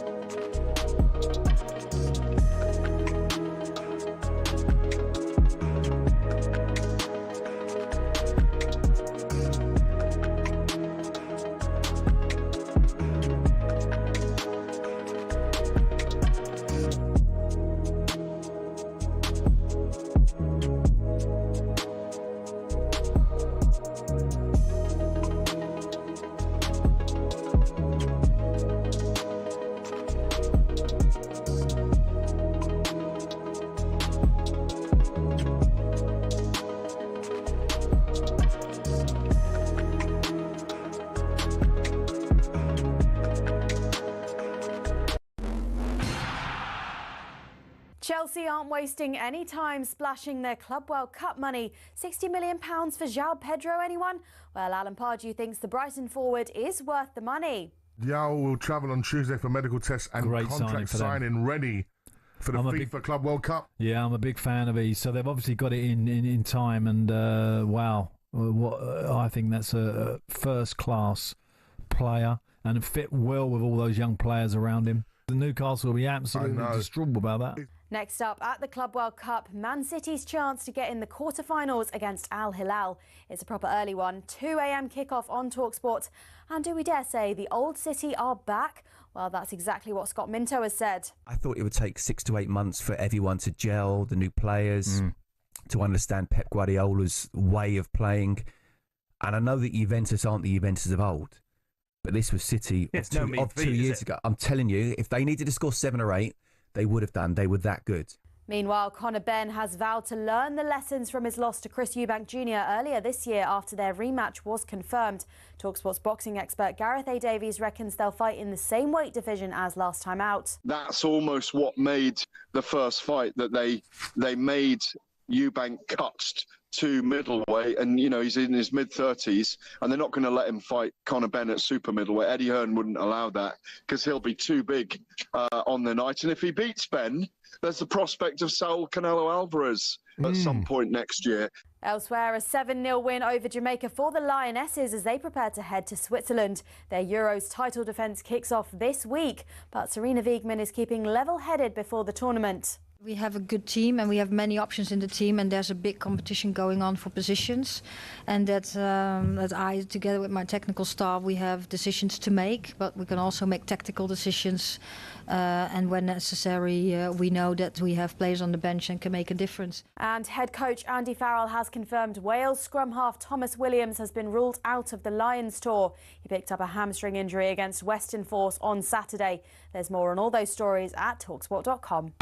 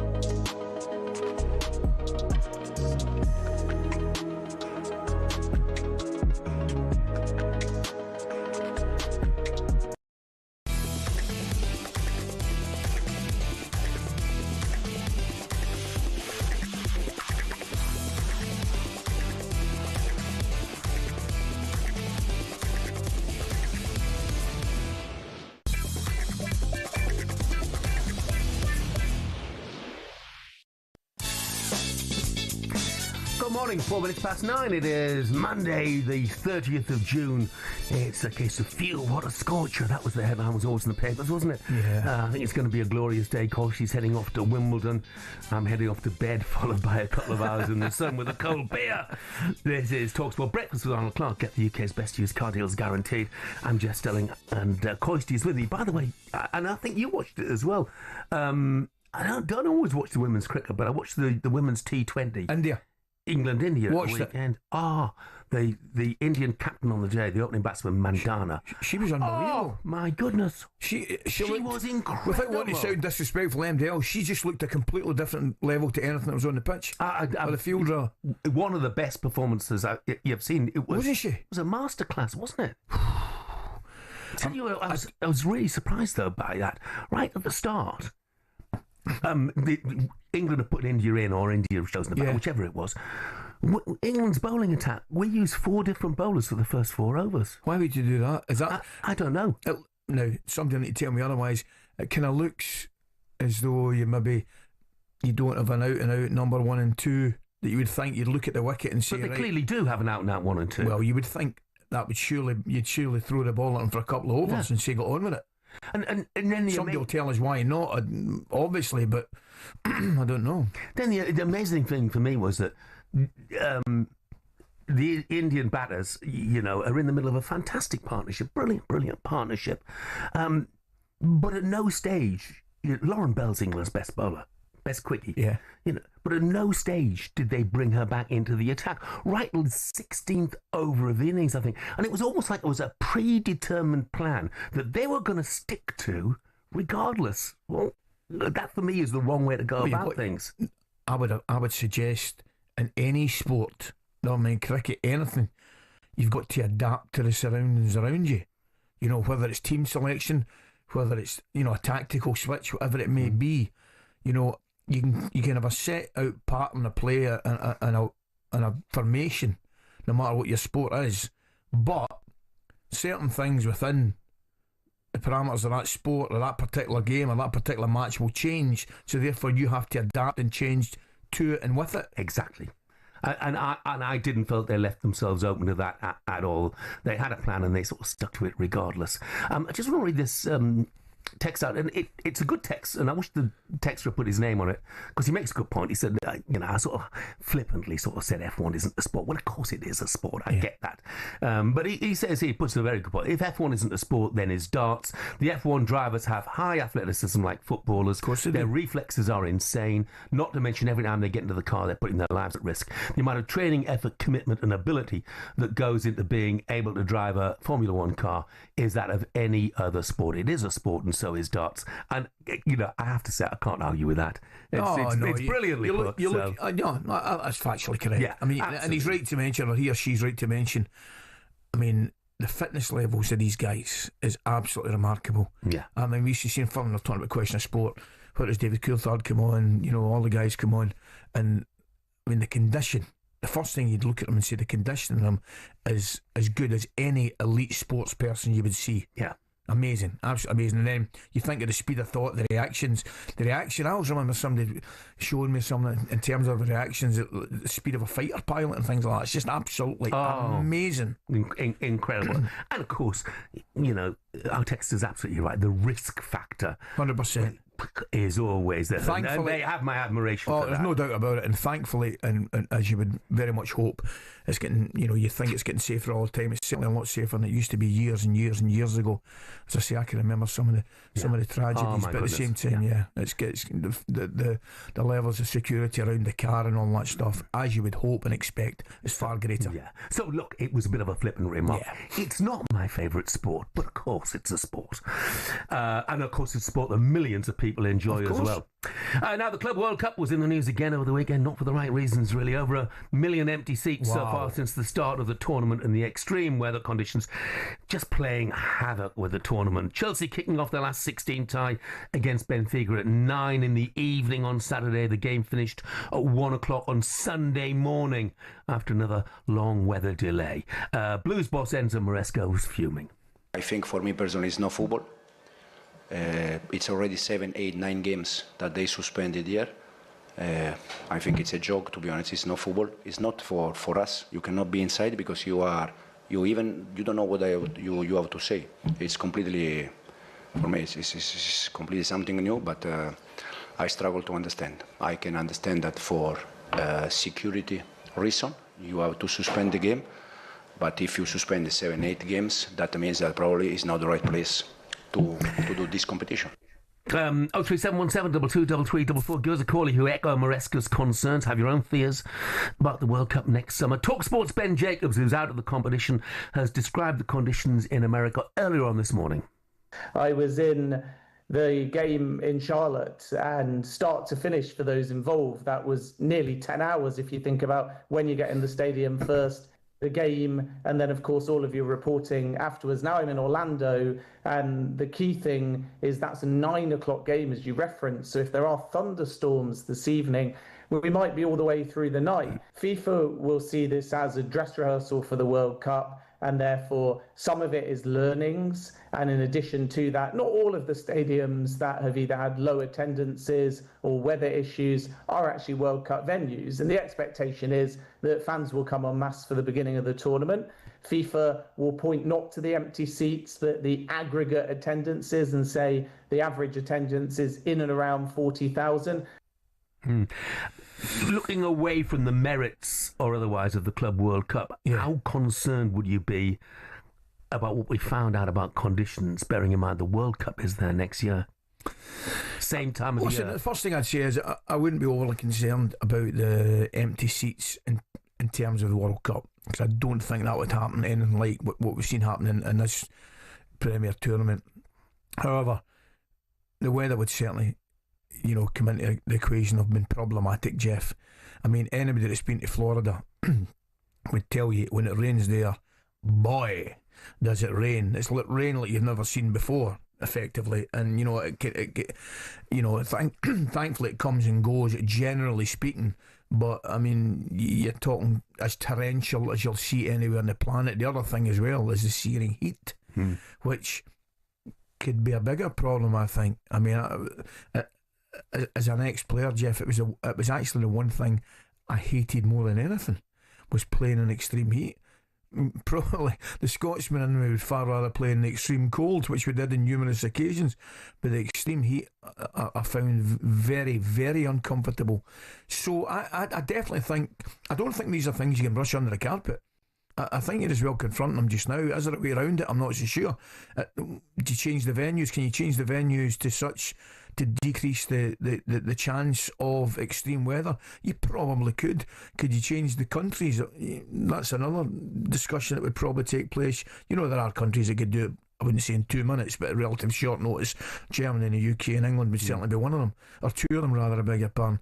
But I think it's a concern. But I'll be honest with you, Jeff, it's something that I didn't really think about until this kind of tournament started. Yeah. Well, no, I mean, and people said, well, this was a dry run for the World Cup in some respects. Maresca went on and said, look, if you suspend 6 or 7 games, That means this is not the right place for the competition. Well, if it's not the right place for the Club World Cup, it can't be the right place for the World Cup either. Well, they'll point back and say they had it in 94 that they had it, But at the same time, I think it makes a fair point, because all of a sudden, if you're getting games postponed, cancelled, delayed, and you end up with a backlog, there's probably ways round it for FIFA in terms of maybe postponing games and playing them another time. But you got to think about you got to think about the fans. I mean, a lot of them are travelling the world to see this tournament, and they've got it set in stone where they're going and when they go there. So I genuinely think it's something they're going to have to have a serious look at. And I know people will say, well, they're not all going to be the same venues, but we both love our golf. Yeah. How many times have we been watching golf from the States and the hooter goes, correct, which means there is a thunderstorm, an electric storm approaching, and everybody's got to go out and search for some sort of sanctuary. And there's no way around it, because that's what you've got to do. I mean, you can't take any chances with that weather, as you know. I mean, it is properly severe when it comes in. So I'm not sure what we can do. Angela Maresco's well entitled to his views there, and I find it very, very difficult to argue with him. I do worry. It's a smaller point as well. Of course, some of the stadiums are air conditioned, but in some of the others, if they're going to be played in temperatures, of 100 degrees and such like, the football's going to be played at walking pace. Of course it is. Which is a shame. I mean, you're right mentioning, but yeah, absolutely. Well, it's not played. It's not true. You know what I mean? Straight away, it's not a true game, because you want players to play, in comfortable environment where they can play at the peak of professional abilities. That goes without saying. And if it's uncomfortable to sit and watch it, just think how uncomfortable it is to go and play in it. There's no way that you will be able to perform anything like to the peak of your ability if the weather conditions are seriously uncomfortable. Mark from Lancaster said they held the World Cup in 1994. What's the problem? And in fairness, that is a very fair point. I said that. Yeah, I said that. I've got to be careful how I do the next link, because somebody was telling me on Twitter last night that I was mispronouncing this player's name, so I'll do it as he suggests. Right, straight away, is it João? João Pedro. Yeah, that's what I thought. Not Yao. It's the J because of the Portuguese descent. Correct. If he'd been Spanish, it would have been Yao. Yes. But so you guess where we're going next. We will turn our attention to the news that João Pedro is reportedly set to move to Stamford Bridge, and find out just how Chelsea continue to spend all this money.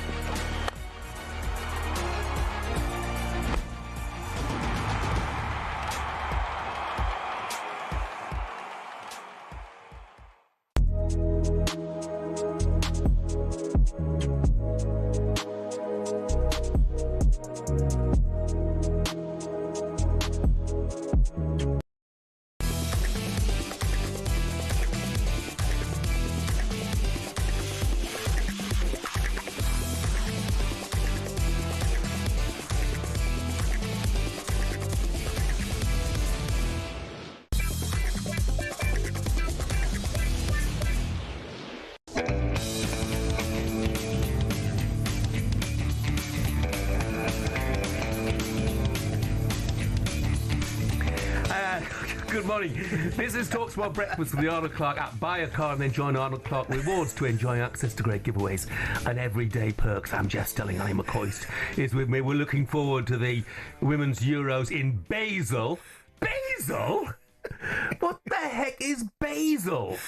I think it's just around the corner from Zurich. Yeah. Oh, by the way, Switzerland-Norway is not the opening game either. But apart from that, the promo was absolutely right. Iceland-Finland on the same day is the opening day of the tournament. And it is just 2 days away from getting underway. Guys. And the European Championships get underway. Right footed drive, hits the post, comes off the goalkeeper and in. Spectacular hit from Diani. Cuts back onto her right foot and finds the net. Vivian Miedema. An opportunity to round the goalkeeper and it's in from Bob Marty. Hooks up the cross and the header is in from Harder. Into the penalty area. Gonzalez with the shot, past the goalkeeper and in. A lovely move by Spain. His ball has fallen for Hagerberg in the penalty area. Plays it square. Frida Marnham taps it in. 2 goals in quick succession for Norway. And Eva Pyle there to gleefully tap home from inside the 6-yard box. So Wales, for the first time in their history, have qualified for a major tournament. Gritting Cannon from the angle with the shot, and it flashes into the back of the net. Opportunity for Russo inside the penalty area. Finds the corner. Alessia Russo for England. Yeah, the English women and the Welsh women both in action for Wales. Of course, it's the first time in the finals of this tournament, so we wish them well. And England warmed up with a 7-0 win over Jamaica. And people are looking at that and think, is that the right way to approach a tournament? But it's you know, it's great to build confidence, isn't it? Of course it is. Do you know something? I was just thinking about it. I was looking at it. Do you know, effectively, it doesn't matter. Even the result doesn't matter. It's all about preparation for the tournament itself. And then I was thinking about the Lions. Right now, do people think that game at the weekend is a warm up for the three test matches? Probably not. No. Do you know what I mean? Probably not. These are games that they probably, I wouldn't say have to win, but there's a lot more emphasis, for example, on those games. The 3 test games are the biggest games of the lot, of course they are. But my point being, that game against Jamaica, 7-0, I think the scorelines are relevant. The most important thing is they work on their set plays, they work on their shape, they work on, give people a run out. They don't get any injuries. You look at what happened to the Lions at the weekend there. So I think it's completely different. But if you're asking me the question, how important are those games? Yes, they're very, very important in terms of the preparation for the real thing, but the results don't matter. Yeah. And I know this is an irrelevance, by the way, but I was looking at some of the photos of the grounds that they're going to be playing at, and I mean, one of them looks beautiful. Thun, I think it's on the banks of a lake, and it is surrounded by mountains. It's very small grounds, only got a capacity of about 8,000. But oh my goodness, it has to be one of the most beautiful football grounds in the world, no doubt about that. And of course, talkSPORT will bring you live coverage of the Women's Euros. Great. Lionesses getting underway this Saturday. It's live on talkSPORT against France in Zurich, and then Wales against Netherlands is live from Lucerne on talkSPORT 2 this Saturday at 5. So Wales against Netherlands at 5 on Saturday. England against France live from 8 on talkSPORT on the same day. Chelsea have agreed a deal worth more than £50 million for the Brighton forward João Pedro, while Dortmund's Jamie Gittins is also on his way, apparently. He's one I don't know an awful lot about, Jeff. £55 million. No. I've got to say, I was having a look at Jamie Gittins. I mean, and it's a little bit surprising. I'm thinking for that kind of fee, I should know more about him, and I probably will have a better look. But he's not a player. Obviously, the way you look at him, but he's not a player that's, come right up, above the radar for me. And I've seen an awful lot of. No, I mean, and likewise, I mean, he's an English boy. Of course, I know that, yeah. He's went out and made his name in Germany. Massive credit to him for that. And he's on his way, we understand, to Stamford Bridge. Yeah. And they'll both sign 7-year contracts as Chelsea's transfer spend under Todd Bowley moves to £1.2 billion. Here's football finance expert Kieran Maguire with more on how Chelsea are escaping PSR questions. lot of people were asking about how can Chelsea afford to pay these constantly high fees, and their squad costs at over £1.5 billion is far greater than any other club in the Premier League. But there's not enough attention given to Chelsea's ability to sell players, and especially to mobilise the academy, because that generates pure profits. And if you take a look at the players who have left, Conor Gallagher, Mason Mount, Billy Gilmore, Tomori, Tammy Abrahams and so on, really smart business as far as the club was concerned. You've got to be honest, Chelsea have bent the rules but not broken them when it's come to the sale of hotels, the women's team, car parks and so on, and therefore if them's the rules, then Chelsea are perfectly in the position to exploit them, and that's what they've done to the utmost limit. Yeah, indeed. It's interesting, Kieran Maguire there, by the way, he mentioned Tammy Abraham, who's moved, I think, to Besiktas, or he's on his way to Besiktas for around £15 million, and you just sort of wonder whether one or two Premier League clubs might not have cast an eye back over him. Yeah. Well worth it at one stage, England international. Scores a lot of goals. Yeah. It's interesting, though. I think the point, I mean, obviously Kieran's a good listen, about, I think clubs, and he mentioned Chelsea, clubs will continue to look to bend the rules. I think, I wouldn't say they're duty bound to, well, I probably would say they're duty bound. They're duty bound to exploit every avenue they possibly can, which will help the club. And I think they're duty bound to do that. But it's interesting, I mean, they're selling the hotels and all that kind of stuff, Jeff. I mean, it kind of makes a mockery, I think, a little bit, the whole situation. Well, I think the other thing as well is, the incentive for clubs to sell their academy players. That's what because I hate. It's pure I hate profit. that, mate. Every fan wants to see a local kid come through and play for the first team. Of course they do. That's what every fan wants. But unfortunately, they're being denied that opportunity now down to finances, basically. I mean, the irony is not lost on me at all. And yet you're absolutely 100% correct to mention one thing football fans want, they want to see their own coming through. Yeah. More on the day's biggest transfer news now. Let's join talkSPORT's transfer reporter, Ollie Klink. Morning, Ollie. Morning, Ollie. Morning, gents. How you doing? We're in good form, mate. We're in good form. What have you got for us this morning?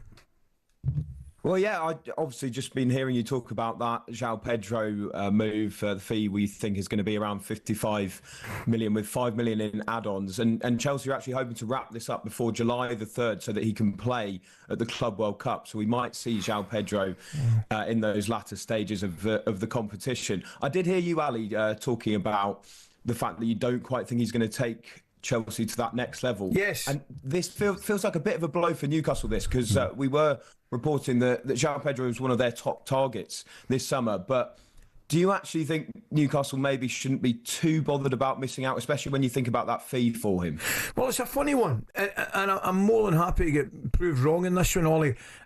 I just think, I didn't think it had the absolute wow factor that said, that I said to Jeff, that says, right, this is a signing that's going to make everybody shot. We're going to be serious league contenders. I think Chelsea, I'll be honest, I think they had an excellent season last year. You take everything into account, and maybe I'm just looking for too much. I think he's a good player. I've seen him. I saw him a good few times last year. I think he won against Manchester United at home right early on the start of the season. But I'm not sure he's going to be the difference. And I'm not sure he'd have been the difference at Newcastle either. I think he probably improved the side slightly at both teams, but I'm not sure he's going to make that massive difference. If I'm in Newcastle now, this is off the top of my head, it's going to be blindingly obvious, actually. He's not exactly the same player, but if I'm Newcastle, I'm looking at Jack Grealish and thinking what a job he can do for us, and I have no idea how much it's going to cost. Obviously, he comes with big wages. Presumably, though, Ollie, Chelsea are going to have to sell because they've got João Pedro, Gittins is coming in, and you add to that Liam Delap, and then Jackson, Madueke, Neto, Cole Palmer, and Kunku. There've got to be a couple of them at least on their way out, haven't there? Yeah, let me just add Tariq George, Mark Guiu, Santos, Esteval, Enzo Fernandez plays in that position. They've still got Sterling, they've still got Felix on the books. So you're right, Jeff. I mean, because I think the issue as well, heading into next season for Enzo Maresca, is last season he had the Conference League where he could play a completely different 11, so you could keep some of those players quite happy. This time around, they're in the Champions League. He's going to have to be playing a very strong 11, if not a first 11, every single time they go out. So keeping a lot of those players happy is going to be very, very difficult. Obviously, some of them are there that are youngsters, like you were mentioning. They're not exactly being brought in to go straight into the first team. But yeah, to be fair though, like Kieran Maguire says, they are quite good at selling Chelsea, and people do tend to forget that. So yeah, it might be that they get some off the books, but a headache there, I think, in a lot of positions for Enzo Maresca. Ollie, brilliant. Sorry it was so short. Time is against us. Thanks very much indeed. Thanks, Ollie. All the best, mate. No worries, guys. Cheers. It's interesting. Pep Guardiola keeps saying, he wants a small squad, a manageable squad. That's not the case at Chelsea, is it? Quite the opposite. 100%. It's the opposite. But it is interesting as well. And you and I were speaking about it, I think, during the news there. I mean, they do exceptionally well in terms of bringing money in. Yeah. Mind you can only sell hotels once. You can only sell the women's team once. But they do exceptionally well in terms of sales of I was players. thinking more sales of players. Yeah, and some of those sales go under the radar, but the proof is there. Kieran Maguire pointed out the amount of money they raise through sales is phenomenal. Yeah. And that's why they can do the business that they do. Plenty more transfer news on our website, talksport.com, and the free TalkSport app. Download it now.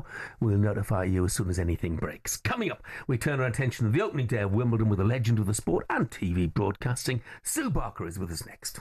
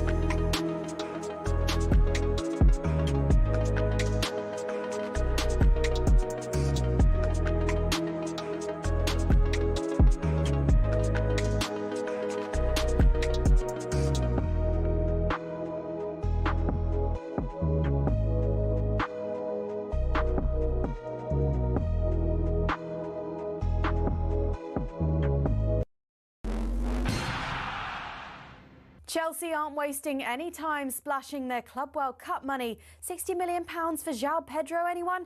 Well, Alan Pardew thinks the Brighton forward is worth the money. And great contract signing ready for the FIFA Club World Cup. Yeah, I'm a big fan of these. So they've obviously got it in time, and wow, I think that's a first-class player and fit well with all those young players around him. Meanwhile, Conor Benn has vowed to learn the lessons from his loss to Chris Eubank Jr. earlier this year after their rematch was confirmed.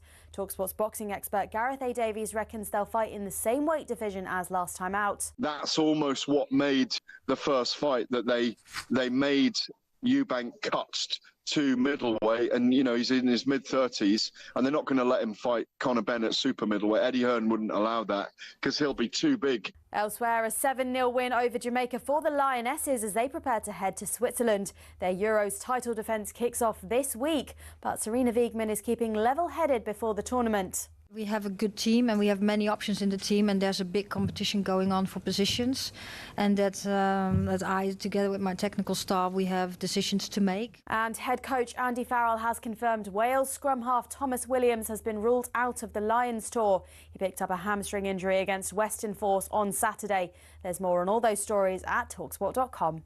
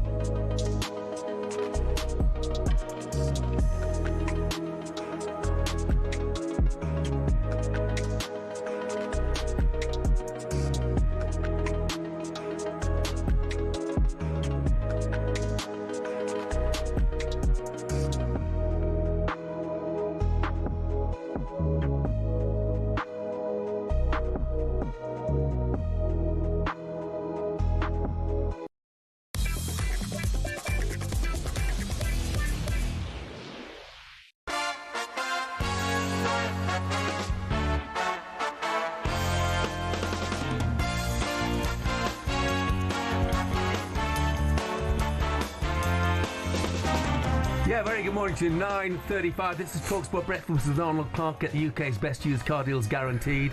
I'm Jeff Stelling Ally McCoist. He is with me. Start of Wimbledon, of course.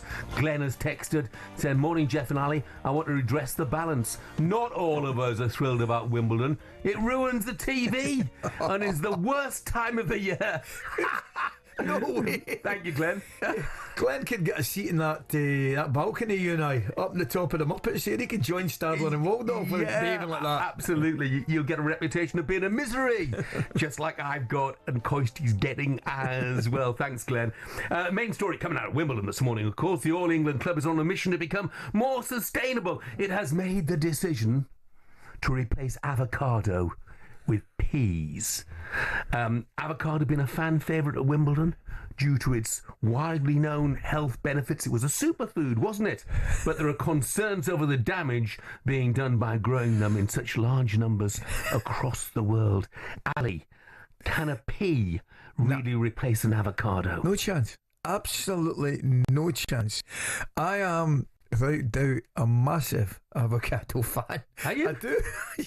I know you're looking at me. You're going, not a great example of the health benefits. Clearly, I'm deeply concerned about the world, but I would miss my avocados. Avocado and spring onion are two certainties in my salad. I'm not kidding you on. I love an avocado, and I'll also have it. Do you know my ideal breakfast? Poached eggs, salmon and avocado. Oh, that sounds nice. Yeah. I'd go for the poached eggs and salmon. I'm not bothered about avocado either way. I love avocado. I wouldn't want peas on it, that's for sure. No chance. Anyway. No chance. Crushed peas. That's mushy peas, isn't it? Correct. They're serving mushy peas at Wimbledon. Seriously? Let's get some immediate reaction to this avocado bombshell with someone who knows Wimbledon more than most. The 1976 French Open champion. She also spent a period of time trying to stop Ali from cheating on a question of sport. It's Sue Barker. Morning, Sue. Sue, how are you? I'm all right, Jeff. Hi, Ali. How you doing? We're in brilliant. Listen, Sue. Now, we've known each other years and years, and you can vouch for how important diet is to me. Right? What is happening? Mushy peas, effectively, instead of avocado. That's a crisis. Are we talking the liquid diet or the food diet? I'm not sure. But I'm with you, Ali. I'm an avocado fan. I have it every day. I absolutely love it. But I've got to say, Jeff, I'm traumatized now, realizing that I've ruined Glenn's summers for 30 years.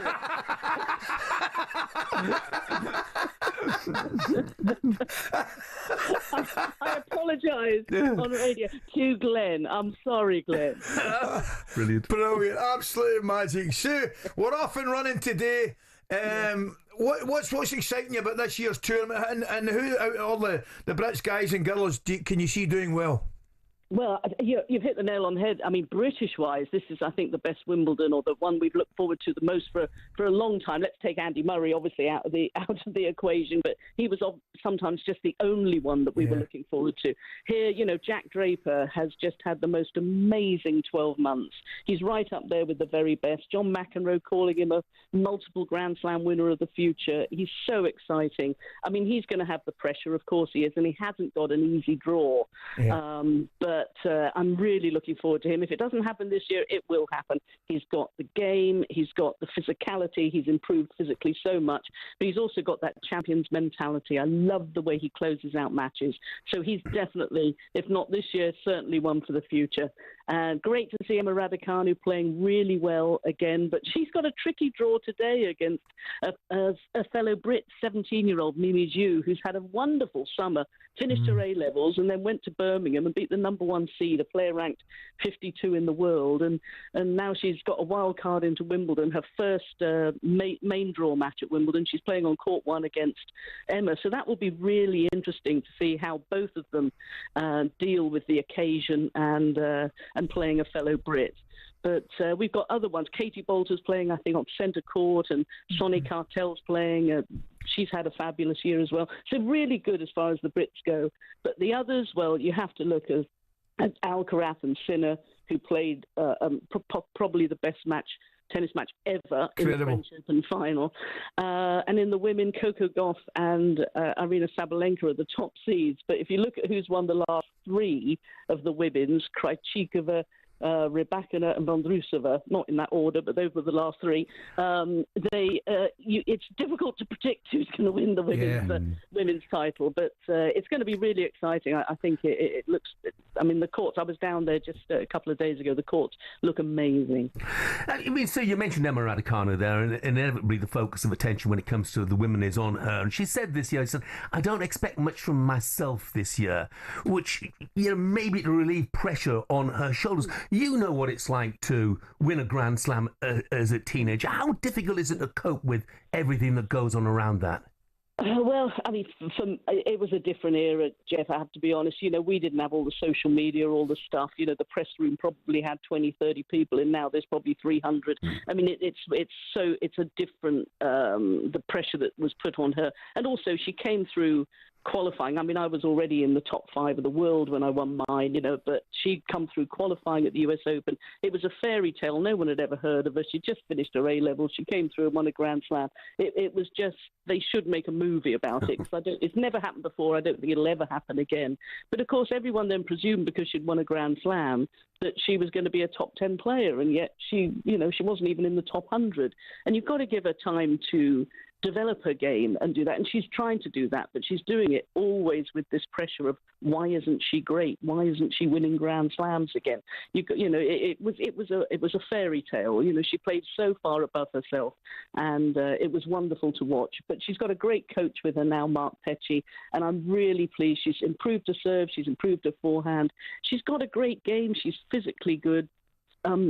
My fear is injuries. She seems to get injured a lot. She's already had wrist surgery that at her age is crazy for an athlete. But I really wish her well. I think she'd be such a breath of fresh air for the game if she got right up to the top, just like Coco Gauff. So I hoped that she does fulfil her potential. It certainly looks like she will. So I'm hoping it's going to start here. I think we all do, Sue. It's an interesting one. You spoke about the ladies' tournament quite open. I was reading somewhere that there's nobody retained the ladies' title since 2016. You obviously have different winners since Serena Williams. Now, we all love, Sue, I want to say to you, we all absolutely love this tradition at Wimbledon, which is fantastic. You cannot beat a bit of tradition. However, it's an interesting one for you, as you will be well aware.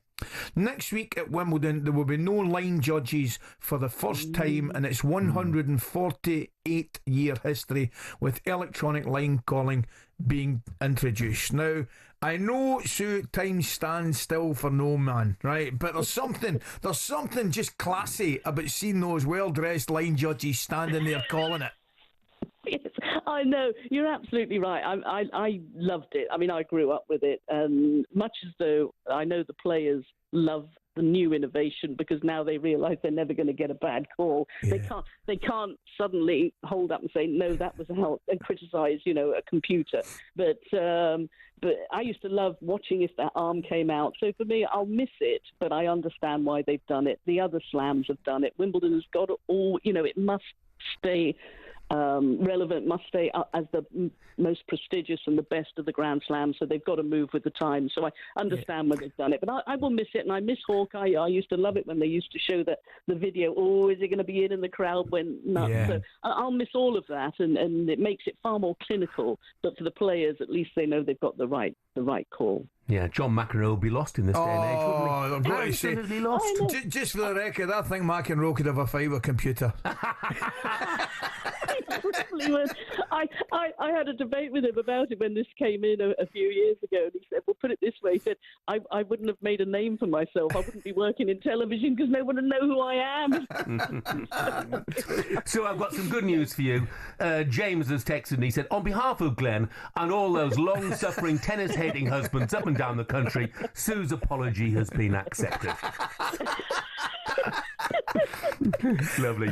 So, Sue's great to talk to you. Yeah, lovely to talk to you, Sue. Have a fantastic fortnight. Lots of love. See you soon. Take care. Yeah, see you soon. Cheers, guys. Absolutely brilliant. By the way, anybody who's playing today, they're going to want to get the business done quickly, today or tomorrow, because it's going to be scorching. And long matches now can have a real courts as the fortnight goes on, how much they can degenerate. So let's hope that's not the case. Glenn's been back on, by the way. He said, hello, Sue, your apology is accepted, but only because I never missed Question of Sport in the 80s or the 90s. The strawberries are cheaper in a scorching Stockton-on-Tees. Thank you very much indeed, Glenn. 9:45, we're back with Ask Ali in a couple of minutes.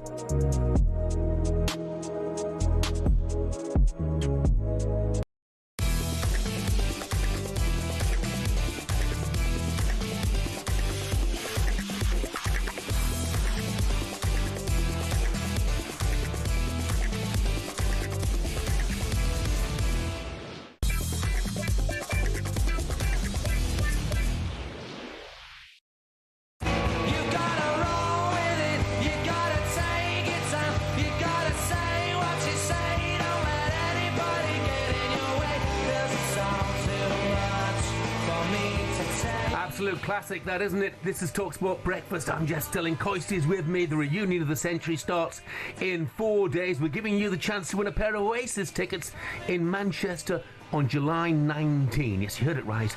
Oasis Live 25, sold out, but talkSPORT can get you in. That's not all. Alongside the tickets, we'll put you up for a night in a posh hotel, put $5,000 in your back pocket, completely tax-free. Listen up right now for everything you need to know and how to enter. Alright, kid. You have to be over 18 to enter in the UK, excluding Northern Ireland.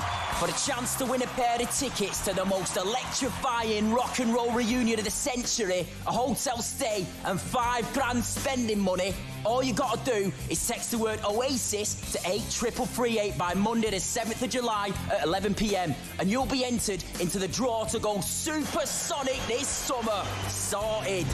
Right, here's all the legal stuff. Text costs £2 plus one standard network rate message. You've got to have the bill payer's permission or post your name and number to Oasis Prize Draw, PO Box 3190, Colchester, CO2 8GP, to arrive by 5 p.m. on the 10th of July. This is a talkSPORT limited promotion run on talkSPORT, Talk and Virgin Radio UK stations. Full T's and C's at talksport.com.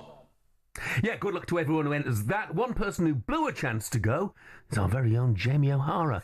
He was desperate for tickets, so Noel Gallagher phoned the breakfast show on Friday and put him to the test. Spoiler alert, didn't go well.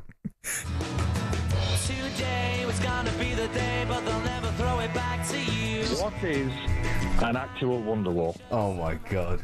Come on, Jay. What do you mean, come on? Come on, mate. Come on, Jay. It's like one of the most famous songs in the world. I know it's famous, but... What is it? It's a wall, isn't it? No, earlier in the show, I don't know if you heard this, O'Hara, I asked O'Hara, who's his favourite, Noel or Liam? This is what he said. I love Oasis as well. You do love Oasis. It's a wonder. It's like who's your favourite, Noel or Liam? Who's your favourite? Liam now.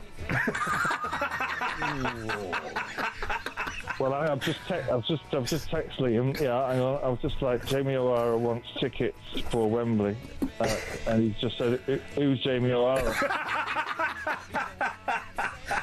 Oh, this is a massive stitch up here, boys. And I've got one last question. Oh, here we go. Who are you? Brilliant. Who are you? Who are you? Yeah. I've got another lineup, by the way. Just one more. John from Salford, Glastonbury lineup. It's not bad either. Stone Roses, Tears for Fears, Oasis. Oh, very good. Pretty good, Very good. Tears for Fears, yeah. Yeah. Absolutely. Forget about them. I know you do a little bit. They go under the radar a wee bit. And by the way, Jerry, I don't want this to start a run on avocados all over the country, but Jerry's texted and said, "This is shocking news about avocados. I'm off to the shops to stockpile before they're banned completely." I mean, good on you. I'm with Jerry. Yeah. I mean, a year ago, they were the best things since sliced bread. You 2 days ago, they were, weren't they? Eat avocados, great for your health, best thing on the planet, and now they're telling he's not eating them. I don't know. Oh, gee. Did we find out what a Wonderwall was? Was that miles away what I said? Well, people were texting and saying it was a wall where you put up sort of things that are in your dreams. You know, the sports car that you dream of buying, the house that you dream of buying, the woman that you dream of marrying. Well, that's what I thought. I don't know why. I don't know. Maybe I might be a million miles off, but that was the suggestion from a number of our listeners, and I always trust the listeners. Of course we do. Right, let's finish with a bit of this. Ask me, ask me, ask me. Here's Ally McCoist. Oh, he's done it. Ally McCoist from Rangers. Are you winding me up? No, I'm deadly serious. You know where the creator of the Rubik's Cube came from? Came from Czechoslovakia. So there you are, have some of that. You need to introduce me to this Tinder. Is it dangerous? You're a pair of numpties, so you are. Let's be having you! Let's be having you! Oh, gee, was I? You were only supposed to blow up a bloody door. What's that? Yeah, I've nailed it, man. I've nailed it.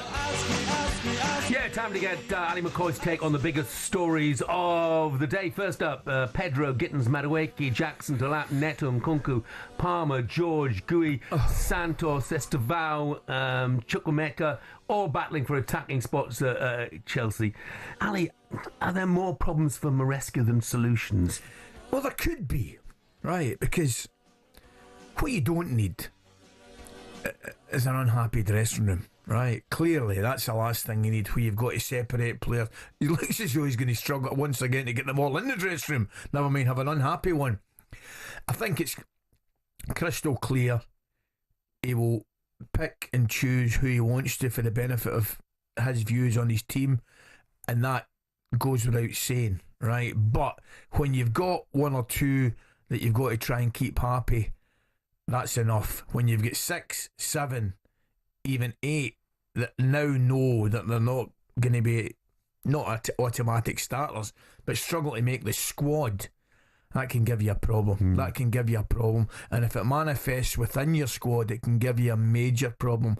What he needs more than, or just as much as anything, is a happy camp, right?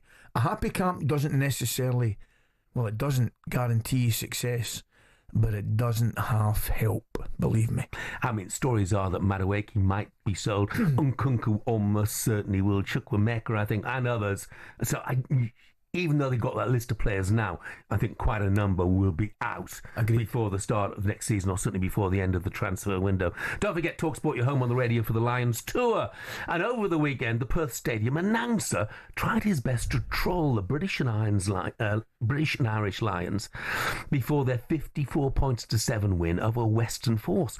He singled out the tourists who were born in the Southern Hemisphere. So before the game, the announcer said to the sellout crowd things like, at number 11, the Kiwi, now Irishman, James Lowe. At prop, the former South African schoolboy, now Scotsman, Pierre Showman.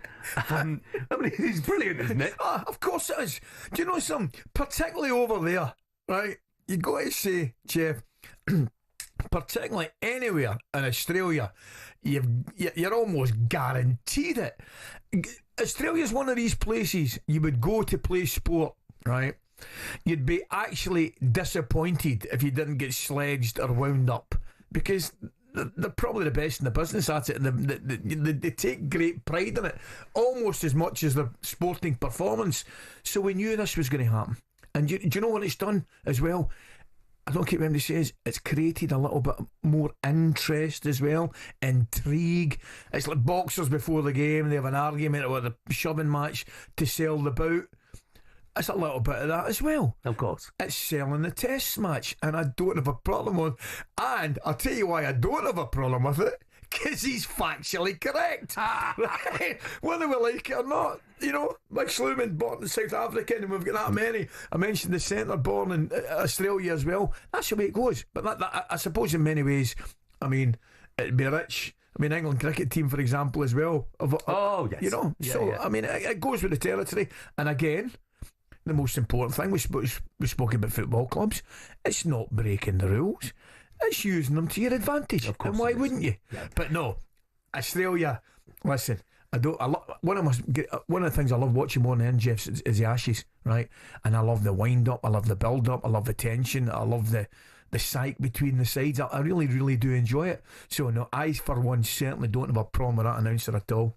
Anything but, mate. No, absolutely. I mean, Jack Charlton was the expert, wasn't he, in terms of recruiting players who are on the borderline of being qualified to play for the Republic of Ireland. And probably was one of, if not the most successful period on the Big Jack. Yeah. Just quickly, a story in the Sun this morning. No clean kid break. 8 out of 10 parents of Gen Zers say their kids come home with washing, take showers, leave the doors open, and the lights on. Top pet peeves included kids coming home and charging their phones, not turning the lights off, not taking showers, I would imagine. So, do your kids do anything to annoy you? They're not listening now. Or they do millions to annoy me. But by the way, lights on's probably the biggest one. Lights on, biggest one. Fridge door open. Oh man! Fridge door open. Fridge door open, and that's a sackable offence, by the way. It really is. Right? Wee man's the worst of a lot. Fridge door open, and do you know something? He'll come in, and he'll get his Rice Krispies. He'll pull the milk out, go down, sit at the table, and the only reason he gets back up because the fridge bleeps if it's left open. Yeah. Right. But he'll actually look to see if I'm going to close it. I mean, a pet peeve for me is one of my kids is prone to leaving his clothes on the bedroom, his dirty clothes on the bedroom floor. That means I've got to pick them up and give them to the wife to wash. Seriously. Anyway, Ali, you're off to Wimbledon. I say fair play to you, sir. I'm off to Wimbledon. Yes. What have I got? I'm looking forward to it. I'm really looking forward to it. But Alcaraz will get some good tennis. I'm going to really. But as you correctly say as well, Jeff, I think the first week's really enjoyable. Oh, it's absolutely brilliant. Have a great day there. I will do. You'll be mate. back 6 a.m. tomorrow morning. 6 a.m. tomorrow morning. Nick Kyrgios joins us to react to the opening day. And I'm seeing him today. I'm seeing Nick today. Absolutely, sir. Have a fantastic day, mate. Thanks, mate. I'm off to the talkSPORT canteen. I'm going to have the special avocado on toast.